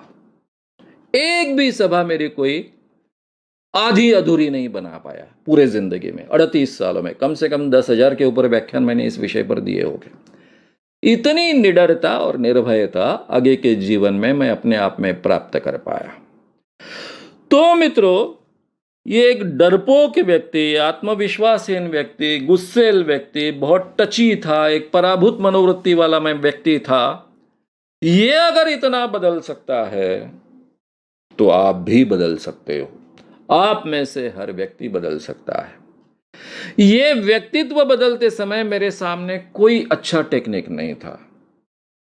मैं जानता भी नहीं था कि व्यक्तित्व बदला जा सकता है। मेरे सामने केवल उदाहरण थे, विनोबा जी जैसे उदाहरण थे, आचार्य दादा धर्माधिकारी जैसे उदाहरण थे, प्राचार्य राम शेवाड़कर जैसे उदाहरण थे, डॉक्टर भाला भोड़े तो बाद में मेरे मित्र बने, बचपन से जिन्होंने मैंने जाना, ये उदाहरण मेरे सामने केवल थे। मुझे लगता था इनके जैसा मैं बनने की कोशिश करूं। बाबा आमटे जैसे उदाहरण थे। बस मैं कॉपी करने की कोशिश करते गया। तब मुझे यह भी पता नहीं था कि पर्सनैलिटी नाम की कोई चीज होती है। मेरे जनरेशन को पर्सनैलिटी ये शब्द भी मालूम नहीं था। इसमें बदलाव हो सकता है यह भी मालूम नहीं था। उस अवस्था में अगर मैं, कोई टेक्निक भी नहीं है, केवल मेहनत करते गया, कोशिश करते गया, अपने आप को बदलते गया, तो आज तो आपको ये सब चीजों का ज्ञान इस कार्यशाला के माध्यम से बहुत एक्यूरेटली प्राप्त होने वाला है। इतना ही नहीं तो आपके हाथ में एक बहुत ही इफेक्टिव जरिया स्वसम्मोहन जैसा प्राप्त होने वाला है कि जिसके जरिए आप आसानी से, प्रभावी ढंग से और स्वावलंबी तरीके से, दूसरे किसी की मदद न लेते हुए अपने आप को बदल पाते हो। तो आप तो डेफिनेटली अपने आप को बदल पाओगे। उसके लिए आपको मेहनत लेनी होगी। मेहनत के बिना इस दुनिया में कुछ भी नहीं होता है। ये टेक्निक आसान कर देता है आपका काम, लेकिन अपने आप कुछ नहीं होता है, मेहनत तो करनी पड़ती है। 1991 से मैं लोगों को सिखा रहा हूं, लाखों लोगों को सिखाया है। काफी लोगों ने अपने जीवन में इसके जरिए बदलाव प्राप्त किए हैं। आप भी कर पाओगे। अब मित्रों, ये बात थोड़ी आपके समझ में आए इसलिए मैं छोटा सा उदाहरण दूंगा। अब ये माइंड प्रोग्रामिंग कैसे किया जा सकता है। कुत्ते का डर लगता है। मैंने उदाहरण दिया कि बस स्टैंड से लेकर घर तक पहुंचने के लिए 10 मिनट का रास्ता है, पैदल जाए तो, लेकिन जाने की हिम्मत नहीं होती है क्योंकि आसपास कुत्ते होते हैं। कुत्ते भौंकने शुरू कर देते हैं और मुझे डर डर लगता है, मैं थर थर कांपने लगता हूं। अब लोग कितने भी समझाए, भाई हर कुत्ता नहीं काटता है, इतने कुत्ते तो हमेशा होते हैं, बड़े कुत्ते काटने से क्या बिगड़ता है, जाकर इंजेक्शन लेने होते हैं, आदि इंसान थोड़ा ही मरता है। यह सब मुझे मालूम है, इसके बावजूद मुझे डर लगता है। यानी कॉन्शियसली आप कितना भी समझाओ तो भी अपने आप में बदलाव होना बड़ा कठिन है। फिर मैं क्या करूंगा? मैं अपने घर में सम्मोहित अवस्था में जाऊंगा। सम्मोहित अवस्था में कल्पना करूंगा। क्यों? क्योंकि डर भगाने का इस दुनिया में एक ही मार्ग है। जिस चीज का आपको डर लगता है उसको फेस करो। डायरेक्टली तो मैं फेस नहीं कर सकता हूं, तो मैं इनडायरेक्टली फेस कर सकता हूं। मैं मेरे फ्लैट में सम्मोहित अवस्था में जाऊंगा और कल्पना करूंगा कि बस स्टैंड से लेकर तो मैं घर तक आ रहा हूं, घर से मैं बस स्टैंड तक जा रहा हूं, निडर होकर जा रहा हूं, आसपास कुत्ते हैं लेकिन वो भौंकते हैं, लेकिन कुछ भी होता है तो भी मैं बगैर डरे उनके सामने से जाता हूं। अब कुत्ते आसपास नहीं है, मैं अपने फ्लैट में हूं, वहां कुत्ता आने की संभावना नहीं है, तो मैं इसकी कल्पना कर पाऊंगा? एक बार कल्पना करूंगा, 2 बार कल्पना करूंगा, 50 बार कल्पना करूंगा, 100 बार कल्पना करूंगा, मेरे दिमाग के अंदर, मेरे सबकॉन्शियस के अंदर ये नया प्रोग्राम होगा। कुत्ते को कौन डरता है? मेरा कॉन्शियस माइंड डरता है क्या? नहीं, कॉन्शियस माइंड को मालूम है कुत्ता काटने से कुछ बिगड़ता नहीं है, हर कुत्ता काटता नहीं है, हजारों लोग जाते आते रहते हैं, हर एक को थोड़ा ही कुत्ता काटता है, ये सब मेरे कॉन्शियस माइंड को मालूम है। लेकिन मेरा सबकॉन्शियस माइंड डरता है, अंतर्मन डरता है। अब अंतर्मन में प्रोग्रामिंग हो गया। क्या प्रोग्रामिंग हो गया? कि कुत्ते को निर्भयता से कैसे फेस करना है। जब मैं एक्चुअली रोड पर से चलना करूंगा तो पहले जैसा भय मुझे नहीं लगेगा। 8-10 बार ऐसा मैं कुत्तों को फेस करूंगा एक्चुअली, तो ये डर मेरे दिमाग से निकल जा सकता है। तो इस ढंग से हम हर चीज अपने व्यक्तित्व में बदल सकते हैं, नया प्रोग्रामिंग कर कर उस चीज को, उसमें बदलाव ला सकते हैं और नया व्यक्तित्व उस क्षेत्र में, उस चीज के बारे में प्राप्त कर सकते हैं। तो मित्रों, ये हमारी वर्कशॉप जो है, कार्यशाला जो है, मैंने आपको पहले ही कहा कि इस कार्यशाला में 13 साल से लेकर तो कोई भी व्यक्ति सहभागी हो सकता है। 13 साल की शर्त क्यों रखी है? क्योंकि मेरी जो लैंग्वेज है कम से कम समझने लेके 12-13 साल के बच्चे चाहिए, इसलिए ये कार्यशाला में आप बुकिंग कर सकते हो। इसकी फीस 2000 रुपए है, उसकी सब जानकारी पहले ही आपको दी गई है। इसमें क्या क्या सिखाया जाता है, मैं इन शॉर्ट आपको कहूंगा कि क्या क्या सिखाया जाता है। एक, सम्मोहन और उसके उपचार सिखाए जाते हैं। फिर खुद का व्यक्तित्व हम समझते हैं। फिर आइजेंग का चार्ट और व्यक्तित्व हम समझते हैं। ये आइजेंग के चार्ट के कारण हमें समझ में आता है कि बढ़िया व्यक्तिमत्व क्या है, हमारे व्यक्तित्व में क्या खामियां हैं और उसको कैसे बदलना है। फिर स्ट्रेस मैनेजमेंट हम सीखते हैं। फिर हम टाइम मैनेजमेंट सीखते हैं, पॉजिटिव थिंकिंग सीखते हैं, ह्यूमन रिलेशन सीखते हैं, पति पत्नी संबंध सीखते हैं। फिर उसके बाद में प्रैक्टिस हम करते हैं करीबन 12 बार, आगे की फिगर करीबन 12 बार हम प्रैक्टिस करते हैं, जिसके कारण, यानी मैं जब अभी आपका ऑनलाइन कोर्स लूंगा तो एक्चुअल प्रैक्टिस लूंगा, और आखिरी में हम समारोह, जो बहुत ही महत्व का है, समापन इसका, वो भी, उसमें काफ़ी मूल्य आते हैं, हमारे जीवन मूल्य आते हैं, वो सीखते हैं। और इस ढंग से ये 18 घंटे का कोर्स पूरा होता है। ह्यूमन रिलेशंस में खास कर हम पति पत्नी संबंध भी सीखते हैं। तो मित्रों, क्या क्या बदलाव हम अपने आप में कर सकते हैं। एक, स्वभाव में बदलाव हम कर सकते हैं। डर, गुस्सा, एंग्जाइटी, टची होना, न्यूनगंड है, डिप्रेशन है, आलस है, वो सब हम निकाल सकते हैं। आत्मविश्वास है, कार्यक्षमता है, उसको हम बढ़ा सकते हैं। हमारी जो आदतें हैं, एडिक्शंस है उसको हम निकाल सकते हैं। लैंगिक समस्याएं हैं, उस पर हम, अगर कोई है, साइकोलॉजिकल लैंगिक समस्याएं जनरली ज़्यादा होती है, उस पर हम सही माने में कंट्रोल पा सकते हैं, उसमें सुधार प्राप्त कर सकते हैं। आरोग्य में बहुत अच्छे ढंग से हम सुधार प्राप्त कर सकते हैं। अभी ये इम्यून सिस्टम के बारे में हम क्या कर सकते हैं कोविड-19 में, ये महत्व का हिस्सा है, वो मैं लूंगा थोड़े में। ये देखिए कि आपकी और मेरी तंदुरुस्ती जो होती है वो केवल हमारे इम्यून सिस्टम के कारण होती है। हम दवाइयों के कारण कभी तंदुरुस्त नहीं होते। दवाइयां क्या करती है कि हमारे जो भी इन्फेक्शंस है उसका प्रमाण कम करती है, लेकिन जो इन्फेक्शंस है उनको सही माने में टैकल करने का, खत्म करने का काम हमारी इम्यून सिस्टम करती है, जिसको हम रोग प्रतिकारक शक्ति ऐसा कहते हैं। जब भी कोई किसी वायरस का हो, बैक्टीरिया का हो और किसी चीज का हो अटैक होता है तो हमारे शरीर में एंटीबॉडीज निर्माण होनी शुरू होती है। ये काम इम्यून सिस्टम का होता है और ये एंटीबॉडीज बहुत अच्छे ढंग से उसके साथ में फाइट आउट करती है। अगर ये एंटीबॉडी सिद्ध हो पाई, यानी अपने प्रयास में सफल हो पाई, तो फिर हम बचते हैं, हमको कोई नुकसान नहीं होता है। जो कुछ थोड़ी बहुत बीमारी हुई है उस पर भी हम बहुत अच्छे ढंग से कंट्रोल पा सकते हैं। ये काम हमारी इम्यून सिस्टम करती है। एड्स के अभ्यास के कारण हमारे इम्यून सिस्टम के बारे में काफी जागरूकता बढ़ गई है। क्यों बढ़ गई है? क्योंकि हम जानते हैं कि हमारी इम्यून सिस्टम बहुत अच्छे ढंग से हमको मदद करती है। एड्स के कारण कोई मरता नहीं है। एड्स बीमारी में एड्स के जो भी होते हैं वे सारी की सारी हमारी इम्यून सिस्टम खा जाते हैं, बीमारी से मर जाते हैं।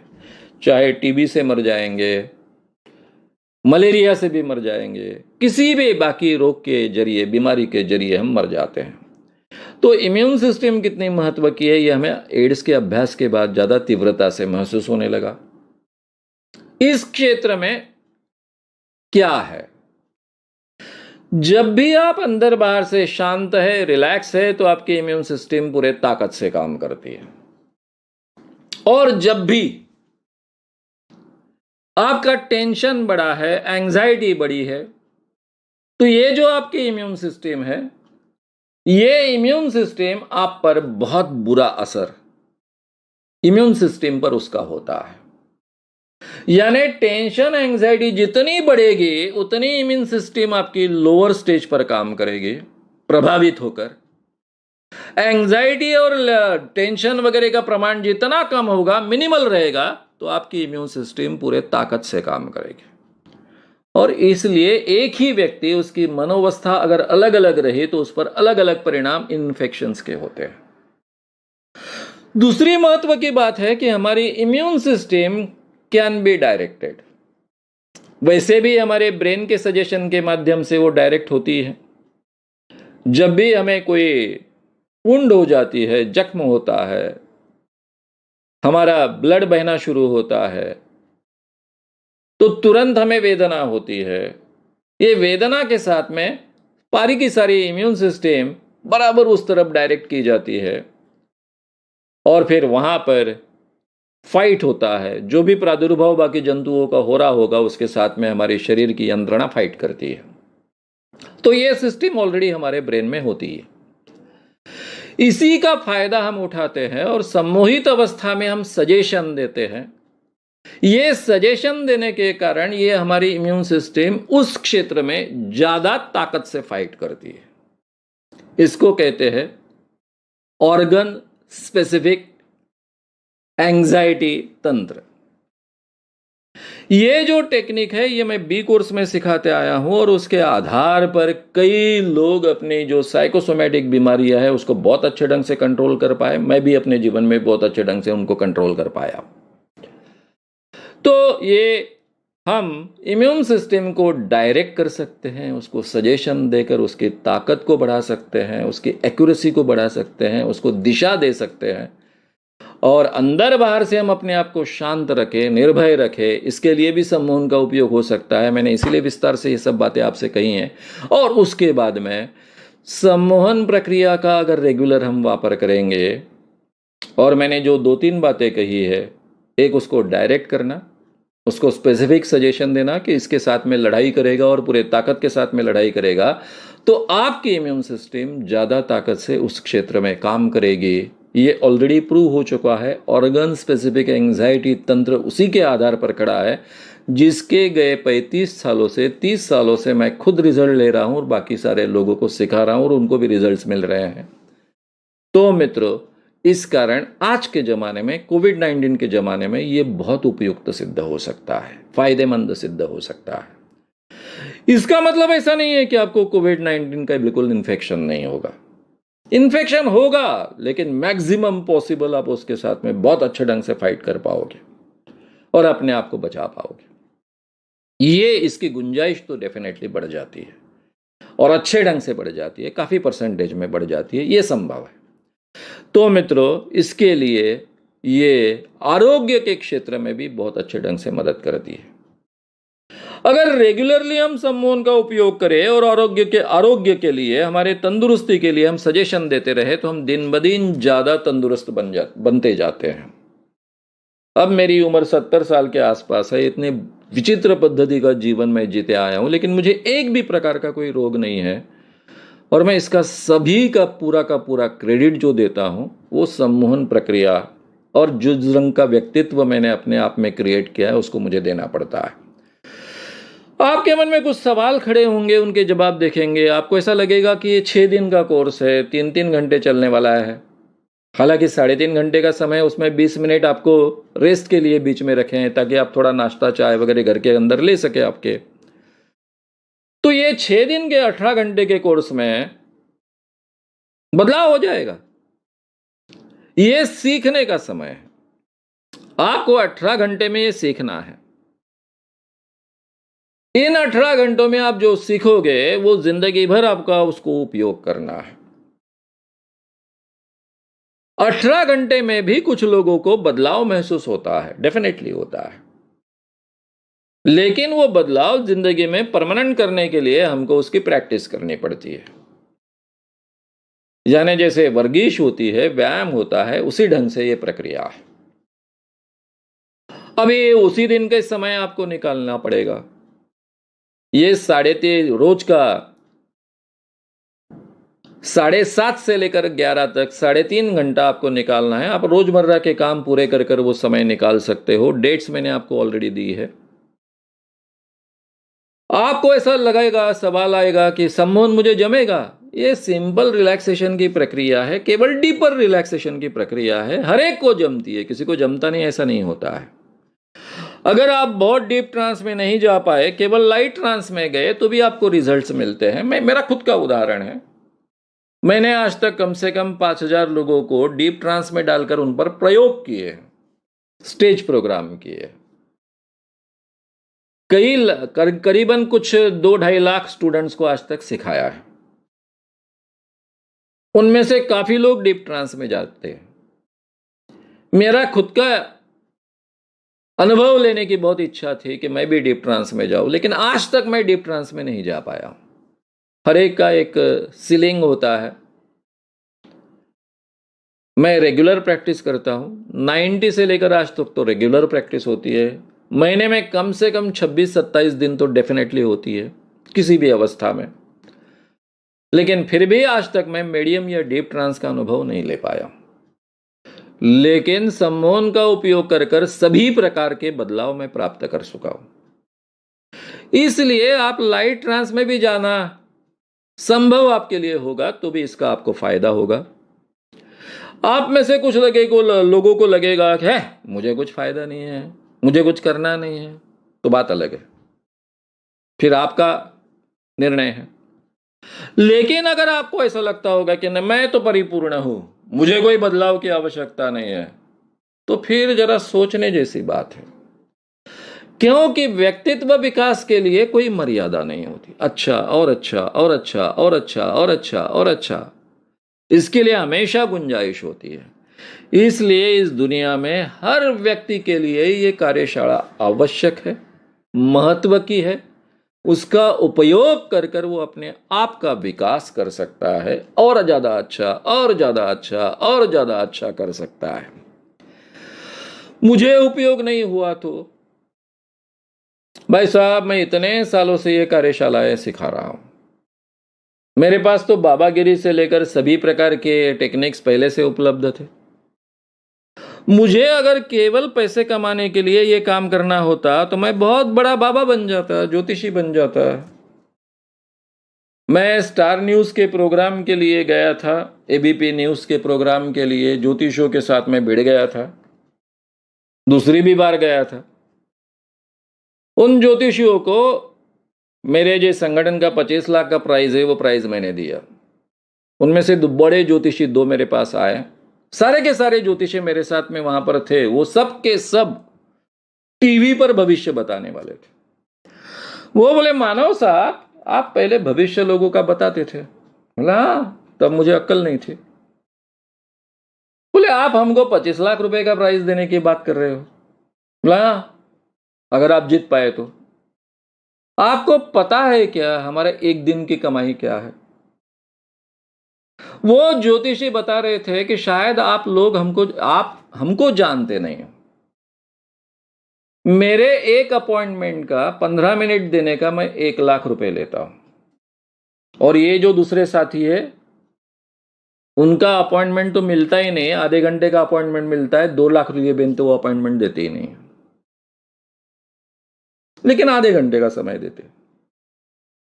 हम एक दिन में तुम जो हमको आप प्राइस की बात कर रहे हो उतना तो एक दिन में कमा सकते हैं, तो आपका प्राइस कौन उठाएगा? भूल जाइए इस बात को, आ जाइए हमारे साथ में। मैं अगर ज्योतिषी बनता, बाबा बनता, तो ढेर सारे पैसे कमाता। क्यों इतनी मेहनत से आपको ये सिखाते बैठता? मैं ठगी तो करना संभव नहीं है। और जब मैं कह रहा हूं कि भाई आपको इसका उपयोग होता है, इतने सालों से लोगों को सिखा रहा हूं, लाखों लोगों को सिखाया है, हर एक को इसका उपयोग होता है। केवल उपयोग करना नहीं करना ये आप पर निर्भर है। यानी ये कोई जादू नहीं कि मैंने मंत्र डाल दिया और आपको उपयोग हो गया। ये टेक्निक है, मैं आपको सिखाता हूं, उसका आपको उपयोग करना है, प्रैक्टिस करनी है, अपने आप में बदलाव करने हैं। आप मेहनत लोगे तो डेफिनेटली आपको इसका उपयोग होगा। सम्मोहन से मेरा नुकसान हुआ तो भाई सम्मोहन से किसी का नुकसान नहीं होता है। यहां मैं आपको सम्मोहित नहीं करता हूं, मैं केवल आपको सम्मोहन का टेक्निक सिखाता हूं। आप अपने आप को सम्मोहित करते हो, इसलिए किसी का भी नुकसान होने की कोई गुंजाइश नहीं है। सम्मोहन खुद अपने आप से अपने व्यक्तित्व का नुकसान नहीं करता। ये सिंपल प्रक्रिया है। सम्मोहन यानी कोई ऐसा जादू टोना थोड़ा ही है, या ऐसा हाथ घुमाया और हो गया सम्मोहन, ऐसा कुछ नहीं है। ये सिंपल एक रिलैक्सेशन की प्रक्रिया है, केवल डीपर रिलैक्सेशन की प्रक्रिया है। और उसके साथ में हम सजेशन देते हैं, क्योंकि इस अवस्था में हम बहुत हाईली सजेस्टिबल होते हैं, जो मेडिटेशन में नहीं होता है। सम्मोहन में और मेडिटेशन में फर्क क्या है? यही फर्क है कि मेडिटेशन में हम उस अवस्था में जाते हैं लेकिन सजेशन नहीं देते, क्योंकि भारतीय परंपरा में सजेशन देना आवश्यक नहीं माना जाता, उल्टा सजेशन देना गलत माना जाता है। और इस अवस्था में जो सजेशंस हमको देते हैं वो बहुत इफेक्टिव होते हैं, उसके ज्यादा अच्छे परिणाम होते हैं। बस इतना ही है। इसलिए आपका तो कोई नुकसान होने की गुंजाइश नहीं है, उल्टा इसका फायदा ही होगा। इसके बाय प्रोडक्ट के तो फायदे आपको मिलेंगे ही मिलेंगे, जो मैंने कहे थे। ये कोर्स करने के बाद में आपको बार बार कोर्स करना पड़ता है क्या? अब मेरे काफी स्टूडेंट्स हैं जो बार बार कोर्स को आते हैं। मैं उनको कहता भी हूं, अरे भाई तू कितनी बार कोर्स को आएगा? सर बार बार कोर्स करने से बारीक बारीक चीजें और अच्छे ढंग से ध्यान में आती है, वो बारीकियां हम पकड़ पाते हैं, और उस वातावरण में फिर से आने के बाद में और ज्यादा अच्छे फायदे होते हैं, ट्रिगर ऑफ हम हो जाते हैं। लेकिन ये कोर्स एक स्वयंपूर्ण कोर्स है। आपने एक बार कोर्स करने के बाद में आप हमेशा उसका उपयोग करते जाते सकते हो, और जिंदगी भर इसका उपयोग कर सकते हैं। इसके आगे के भी कोर्सेस है, बी कोर्स है, वो भी ज्यादा समय का है, लेकिन 6 दिन का ही कोर्स है। ये बी कोर्स में हम अगर ए कोर्स में इस क्षेत्र के ज्ञान के क्षेत्र में, इस क्षेत्र का जो ज्ञान है, पर्सनालिटी डेवलपमेंट एंड स्व सम्मोहन, ये जो ज्ञान है, इस क्षेत्र में अगर एक दालन हम पार करते हैं तो बी कोर्स में एकदम से हम 5 दालन पार करते हैं। क्योंकि ए कोर्स के कंधे पर बी कोर्स खड़ा रहता है। जिसने ए कोर्स किया उसको ही बी कोर्स में प्रवेश मिलता है। फिर उसके बाद में सी कोर्स होता है। सी कोर्स एक हिप्नोथेरेपिस्ट कोर्स है, वो बहुत बड़ा कोर्स है। वो टोटल 1 माह का कोर्स होता है। उसमें 2 पार्ट्स होते हैं, पार्ट 1 और पार्ट 2। पार्ट 1 में थियोरेटिकल पार्ट ज्यादा होता है और पार्ट 2 में प्रैक्टिकल पार्ट ज्यादा होता है। पार्ट 1 करने के बाद में 15 दिन का कोर्स होता है। पार्ट 1 करने के बाद में फिर 15 दिन का पार्ट 2 होता है। लेकिन पार्ट 2 में हम किसको प्रवेश देंगे, किसको प्रवेश नहीं देंगे, हमारे हाथ में अधिकार रखते हैं, क्योंकि प्रैक्टिकल सीखने के बाद में उसने समाज के लिए अच्छा ही उपयोग करना चाहिए, ये हमारी जिम्मेदारी है। ये हम मानकर वो प्रवेश देने के अधिकार हमारे हाथ में हम रखते हैं। लेकिन पार्ट 1 तक, सी पार्ट 1 तक आपको हर एक को प्रवेश मिल सकता है। अब मित्रों, एक रिलैक्सेशन का एक सिंपल टेक्निक हम यहां सीखने वाले हैं। हालांकि ये रिलैक्सेशन का टेक्निक कहने के बजाय मैं कहूंगा कि रिलैक्सेशन का आप पर क्या परिणाम होता है, ये बताने के लिए ये है। इसको हम कहते हैं हैंड्स टूगेदर। मैं ऐसे हाथ रखूंगा, थोड़ा सा आपको अभी दिखना चाहिए इसलिए मैं आगे आया। अब नेचुरली जैसे कैमरा के साथ में नजदीक में मेरे हाथ जाएंगे तो बड़े दिखेंगे। ये हाथ हमको ऐसे रखने हैं और ऐसे जोड़ने हैं। ये देखिए, ऐसे रखने हैं, ऐसे जोड़ने हैं। आप थोड़ी तैयारी कर लीजिए। आपका मोबाइल अभी आपको थोड़ी देर बाद देखना नहीं है। एक रिलैक्स पोजीशन ले लीजिए। बहुत इंटरेस्टिंग प्रक्रिया है, इसको हैंड्स टुगेदर कहते हैं। इसमें क्या होने वाला है मैं आपको कह दूं। दोनों हाथ हम ऐसे रखेंगे, इन दोनों में कम से कम 1 फीट का डिस्टेंस चाहिए। 1 फीट से ज्यादा नहीं चाहिए, यानी ऐसे नहीं रखने, हमको ऐसे रखने हैं। फिर उसके बाद में मैं आपको आंखें बंद करने के लिए कहूंगा और फिर आपको कुछ भी करना नहीं है। केवल मैं जो कहता हूं अपने मन ही मन में रिपीट करना है। मैं कहने वाला हूं कि आपके दोनों हाथ एक दूसरे की ओर खिसक रहे हैं, नजदीक जा रहे हैं, एक दूसरे को टच कर रहे हैं, एक दूसरे को टच कर रहे हैं। जैसे ही ये दोनों हाथ एक दूसरे को टच करेंगे तो ये दोनों हाथ उठाकर अपने जांघों पर रखना है और रिलैक्स अवस्था में बैठना है। बस इतना ही आपको प्रैक्टिकली अमल में लाना है। बाकी जो सजेशंस मैं दूंगा वो सजेशंस आपके अपने मन ही मन में आपको रिपीट करने हैं। इसलिए अभी तक आप सुन रहे थे, अभी मैं आपको कहूंगा, मैंने पहले ही बताया ऐसे हाथ करना है आपको। ऐसे हाथ करने के बाद में 1 फीट का डिस्टेंस रखना है। उसके बाद में मैं कहूंगा आपके दोनों हाथ एक दूसरे की ओर खिसक रहे, खिसक रहे, खिसक रहे। हिलाने नहीं है, आपने नहीं हिलाने हैं। जो भी अपने आप घटेगा वो अपने आप घटने देना है। केवल मन ही मन में मैं जो सजेशन आपको दे रहा हूं, मन ही मन आपको रिपीट करना है। अगर वो रिपीट करने के कारण आपके हाथ अगर हिलते हैं, एक दूसरे के पास आते हैं, तो टच होते ही दोनों हाथ अपने जांघों पर रखे और रिलैक्स अवस्था में बैठ के रहे। उसके बाद में एक छोटा रिलैक्सेशन आपको होगा, वो रिलैक्सेशन अमल में लाइए। तो ये दोनों हाथ अपने अपने आप कैसे हिलते हैं, ये छोटा सा सजेशन का प्रयोग है। इसके प्रयोग के लिए आपको तैयार होना है। इसके लिए आप ऐसी जगह लिए कि जो आराम से आप बैठ सके, पीठ टिकाकर बैठ सके, आराम से पीठ टिकाकर बैठ सके, ऐसी जगह पर आप बैठ जाइए। Now ready.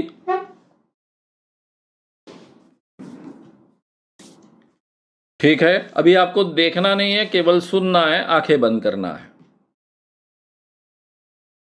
आपके दोनों हाथ ऐसे कीजिए, सोफे पर, कुर्सी पर आराम से बैठकर आंखें बंद कीजिए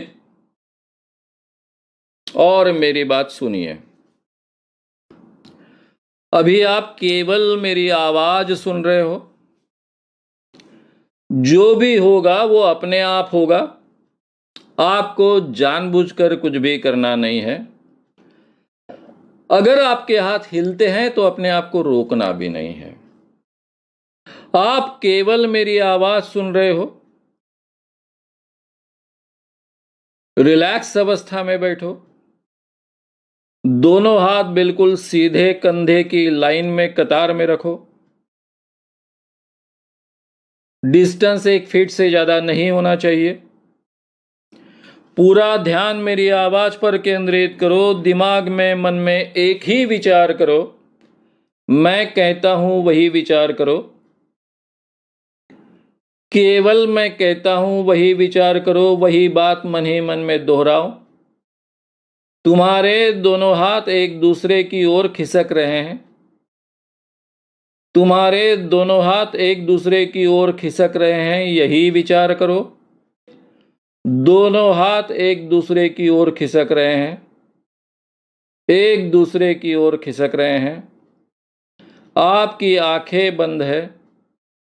आपकी आंखें बंद होते हुए विजुअलाइज करो, कल्पना करो कि दोनों हाथ एक दूसरे की ओर खिसक रहे हैं। एक दूसरे को स्पर्श होते ही दोनों हाथ अपनी जांघों पर रखो और आराम से रिलैक्स अवस्था में बैठ जाओ। दोनों हाथ एक दूसरे की ओर खिसक रहे हैं। आप कल्पना कर रहे हो, बंद आंखों से आप देख रहे हो कि दोनों हाथ एक दूसरे की ओर खिसक रहे हैं, एक दूसरे की ओर स्पर्श करने तक खिसक रहे हैं। स्पर्श होते ही दोनों हाथ जांघों पर रखो और आराम से रिलैक्स अवस्था में बैठ जाओ। आपके दोनों हाथों में विरुद्ध चुंबक निर्माण हो रहा है। जिन लोगों के हाथ जुड़ गए हैं उनके हाथ वैसे ही रिलैक्स रहने दो। जिन लोगों के हाथ अभी जुड़ने के हैं, अभी उनमें कुछ डिस्टेंस है, वे लोग कल्पना करें कि उनके हाथों में विरुद्ध चुंबक निर्माण हो रहा है। आपके दाहिने हाथ में पॉजिटिव चुंबक, आपके बाएं हाथ में नेगेटिव चुंबक निर्माण हो रहा है।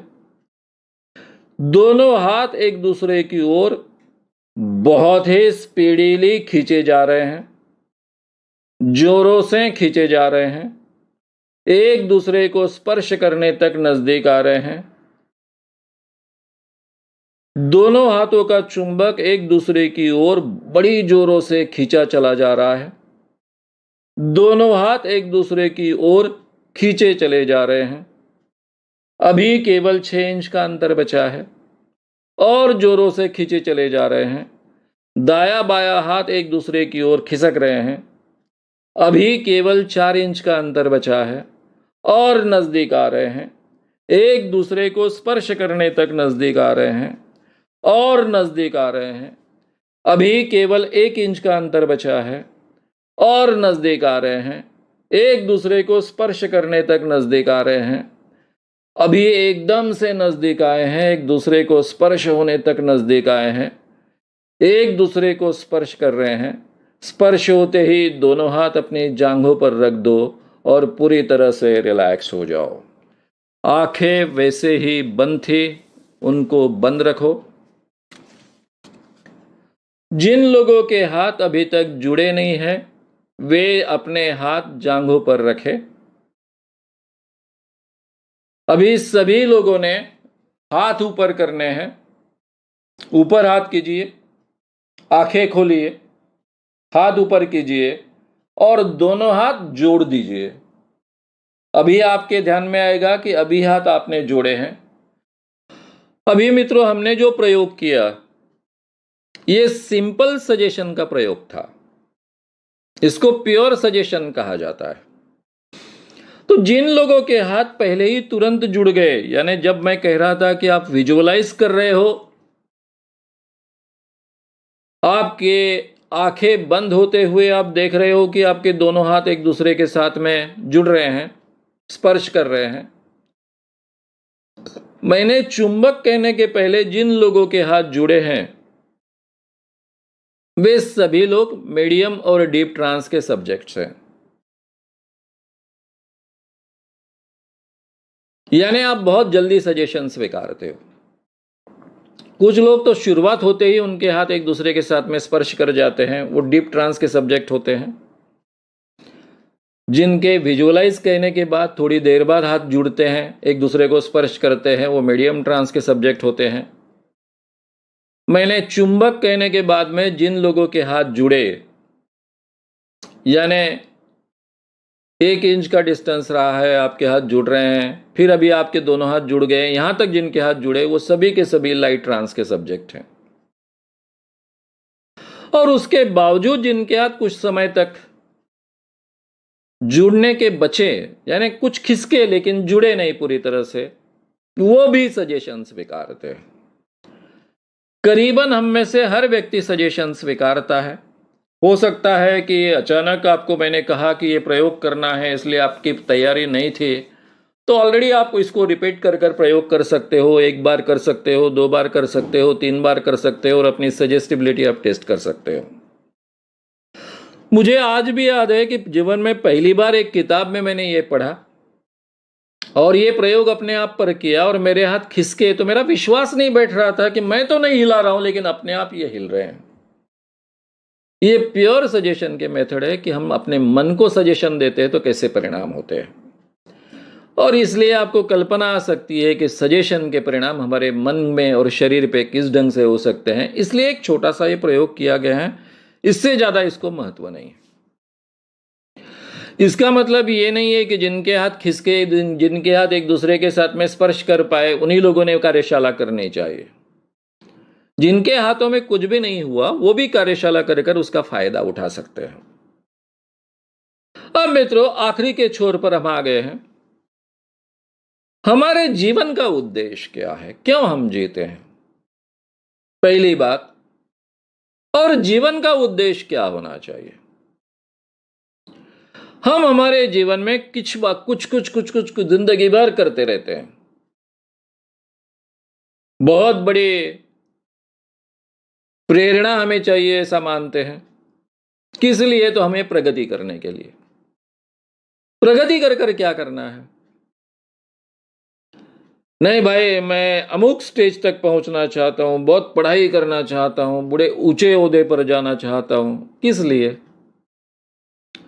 ये सवाल अगर हमें अपने आप को पूछते जाएंगे, नहीं मैं शादी करना चाहता हूं, मुझे अच्छी बीवी चाहिए, मुझे अच्छा पति चाहिए, किस लिए। अच्छे बच्चे चाहिए, किस लिए। अच्छा बंगला चाहिए, किस लिए। ये सवाल हर व्यक्ति जाने अनजाने में अपने आप से पूछता है और इस सवाल का जवाब आखिरी में रहता है, ताकि मैं ऊंचे ओहदे पर पहुंचूं तो मुझे ज्यादा प्रतिष्ठा मिले, लोग मुझे ज्यादा सम्मान से देखें, मेरी अपेक्षा जो है, जिंदगी का जो उद्देश्य है वो सफल हो जाए और मैं आनंदी बनूं, ज्यादा आनंदी बनूं, हैप्पी बनूं। यानी मित्रों, आखिर में हम इस स्टेज पर आते हैं कि जिंदगी में जो कुछ कर रहे हैं वो आनंदी बनने के लिए।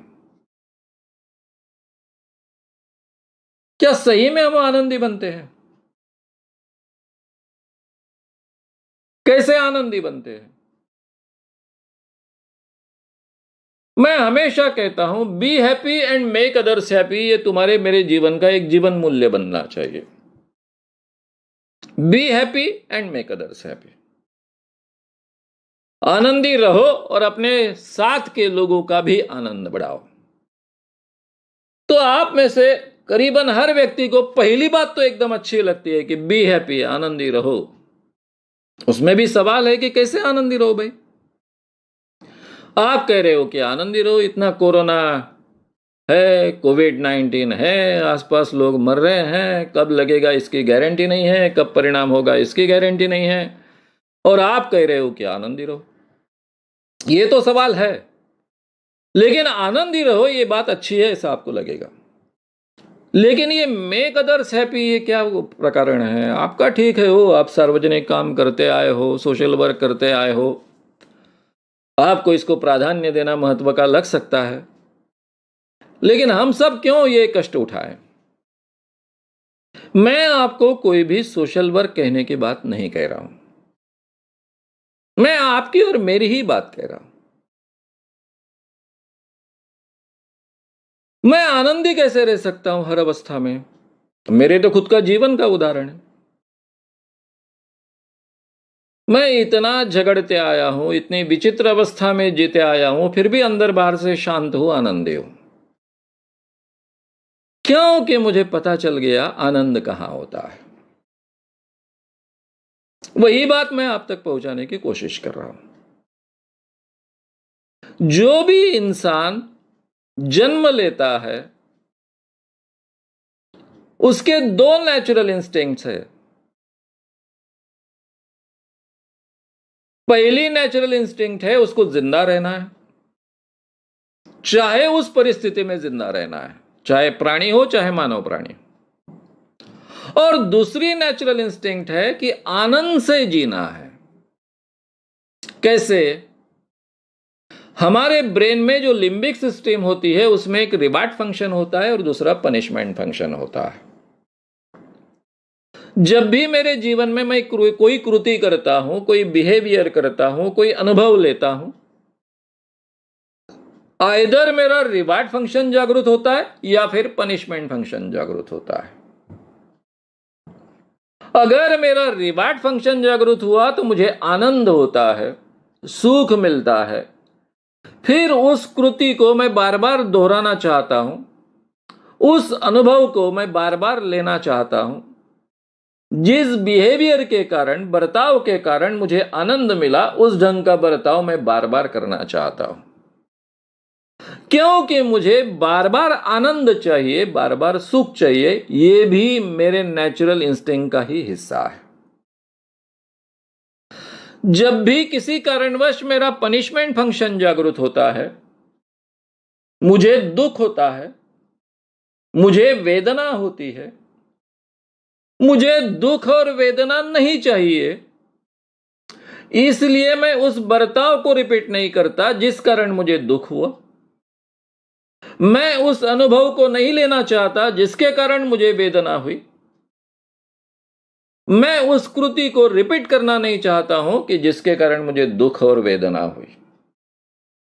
तो हर प्राणी मात्र में पनिशमेंट फंक्शन जो उसका होता है उसको वो टालना चाहता है और हमेशा रिवार्ड फंक्शन जागृत हो और इस ढंग से जिए, इसका प्रयास वो करते रहता है। ये भी नेचुरल इंस्टिंक्ट का हिस्सा है।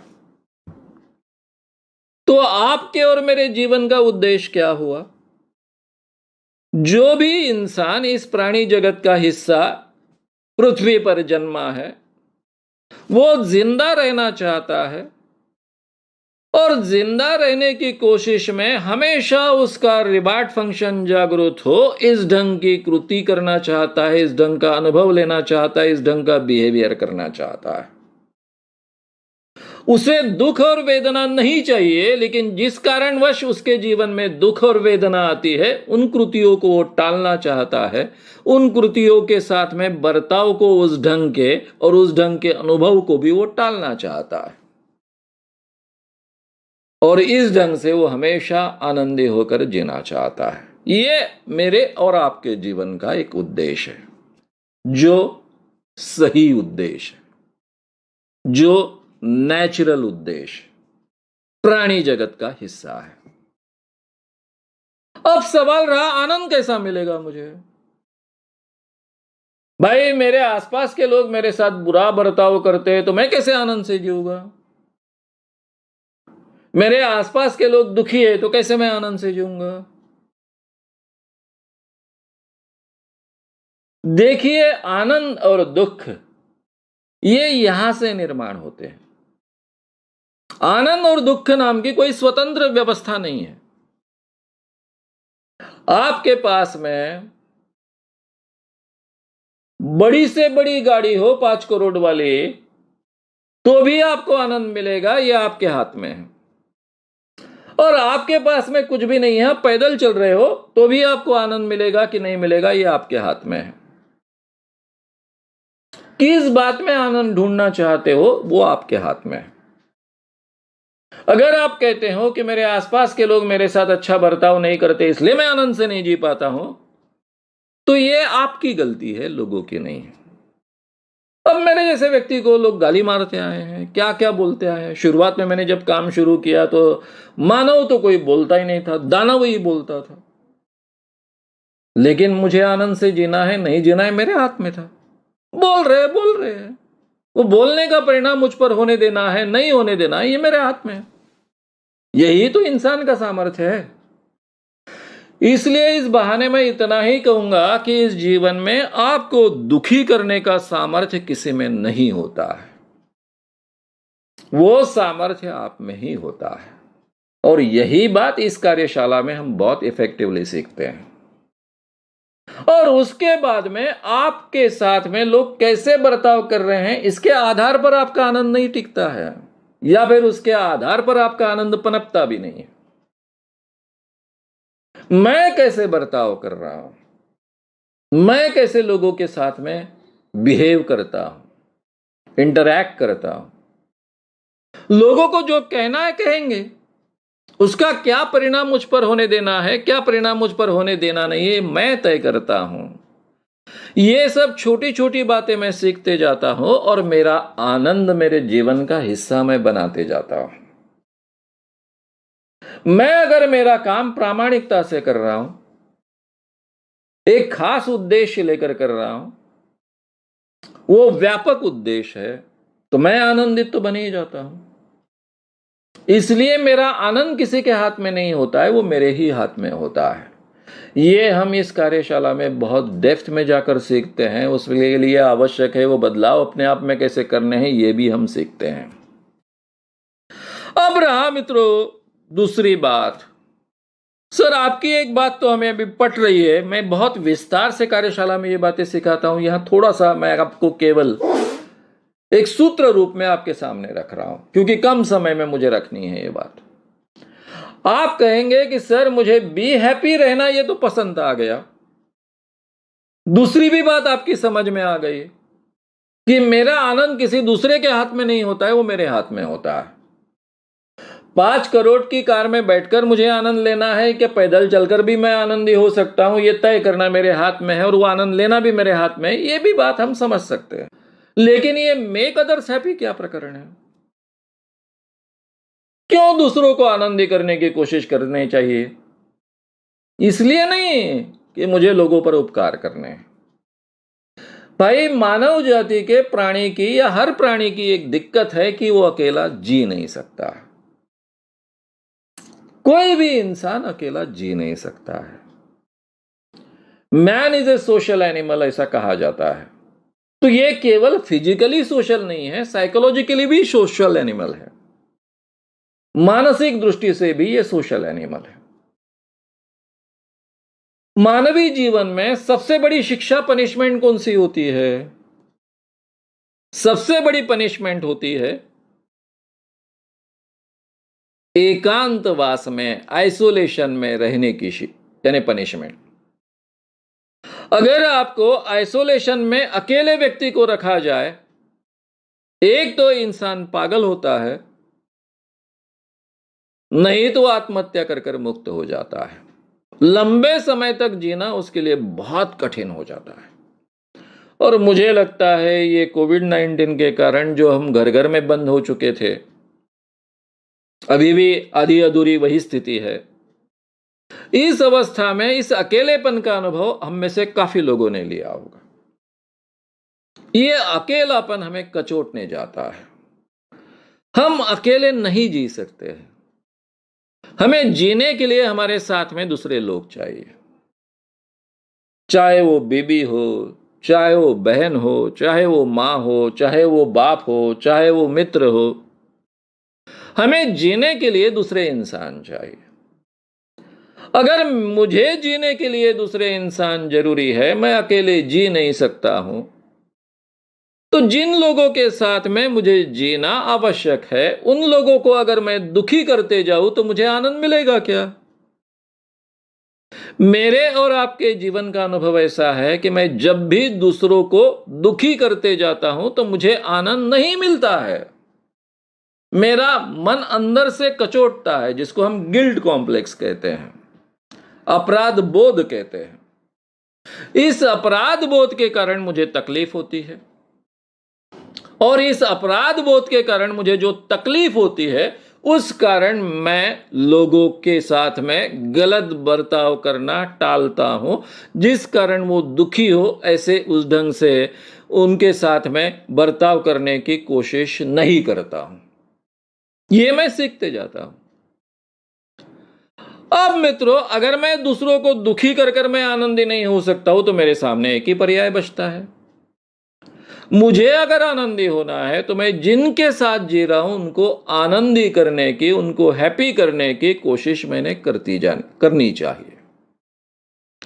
मैं जितना उनको आनंदी करने की कोशिश करते जाऊंगा, उतना मैं ज्यादा आनंदी बनते जाऊंगा। एक उन्नत आनंद मुझे प्राप्त होगा। ये सीधी सी बात है। अब आपके ध्यान में आया होगा कि be happy and make others happy, ये अपने जीवन का मूल्य क्यों बनाना चाहिए? इसलिए नहीं कि लोगों पर उपकार करने हैं, ये मेरे ही लिए आवश्यक है। मेरा आनंद मेरे हाथ में है। इस दुनिया में मुझे कोई दुखी नहीं कर सकता है। हाँ, जो मेरी प्राथमिक आवश्यकताएं है, खान पान के लिए आवश्यक है, शेल्टर के लिए आवश्यक है, एक बार वो पूरी हो जाए तो फिर इस दुनिया में मुझे कोई दुखी नहीं कर सकता है। ये आनंदी रहना या दुख प्राप्त करना ये मेरे हाथ में है। और जिन लोगों के साथ में मैं जी रहा हूं, उनको मैं जितना आनंदी करते जाऊं उतना मैं ज्यादा आनंदी होने वाला हूं। मैं बहुत कोशिश कर रहा हूं कि बाकी के लोग आनंदी हो जाए, लेकिन वो आनंदी नहीं हो रहे हैं। तो भी मैंने दुखी नहीं होना चाहिए, क्योंकि मैंने मेरा कर्तव्य किया है। मैंने कोशिश भी की है। कोशिश करने का भी एक आनंद होना चाहिए ना। मेरा कर्तव्य पूरा करने का भी एक आनंद होना चाहिए ना। इसके बावजूद अगर सामने के व्यक्ति, मेरे कितने भी नजदीक के व्यक्ति हो, वो अगर दुखी रहना चाहती है, वो नहीं आनंदी होना चाहती है, कोशिश करने के बाद भी ये हो रहा है, ठीक है, उसको अपने तरीके से जीने का अधिकार होना चाहिए। मैंने कोशिश की, प्रेरणा देने की कोशिश की, प्रयास भी किया, इसके बावजूद अगर सामने की व्यक्ति वैसे ही जीना चाहती है तो उसको वैसे जीने का अधिकार होना चाहिए, ये भी मैंने स्वीकारना चाहिए। और उसके कारण मैंने दुखी होने से उसको तो कोई फायदा नहीं है, उसमें तो कोई बदलाव होने वाला नहीं है। इसलिए मैं दुखी होकर तो कोई फायदा नहीं है, इसलिए मैं अपना आनंद कायम भी रखूंगा।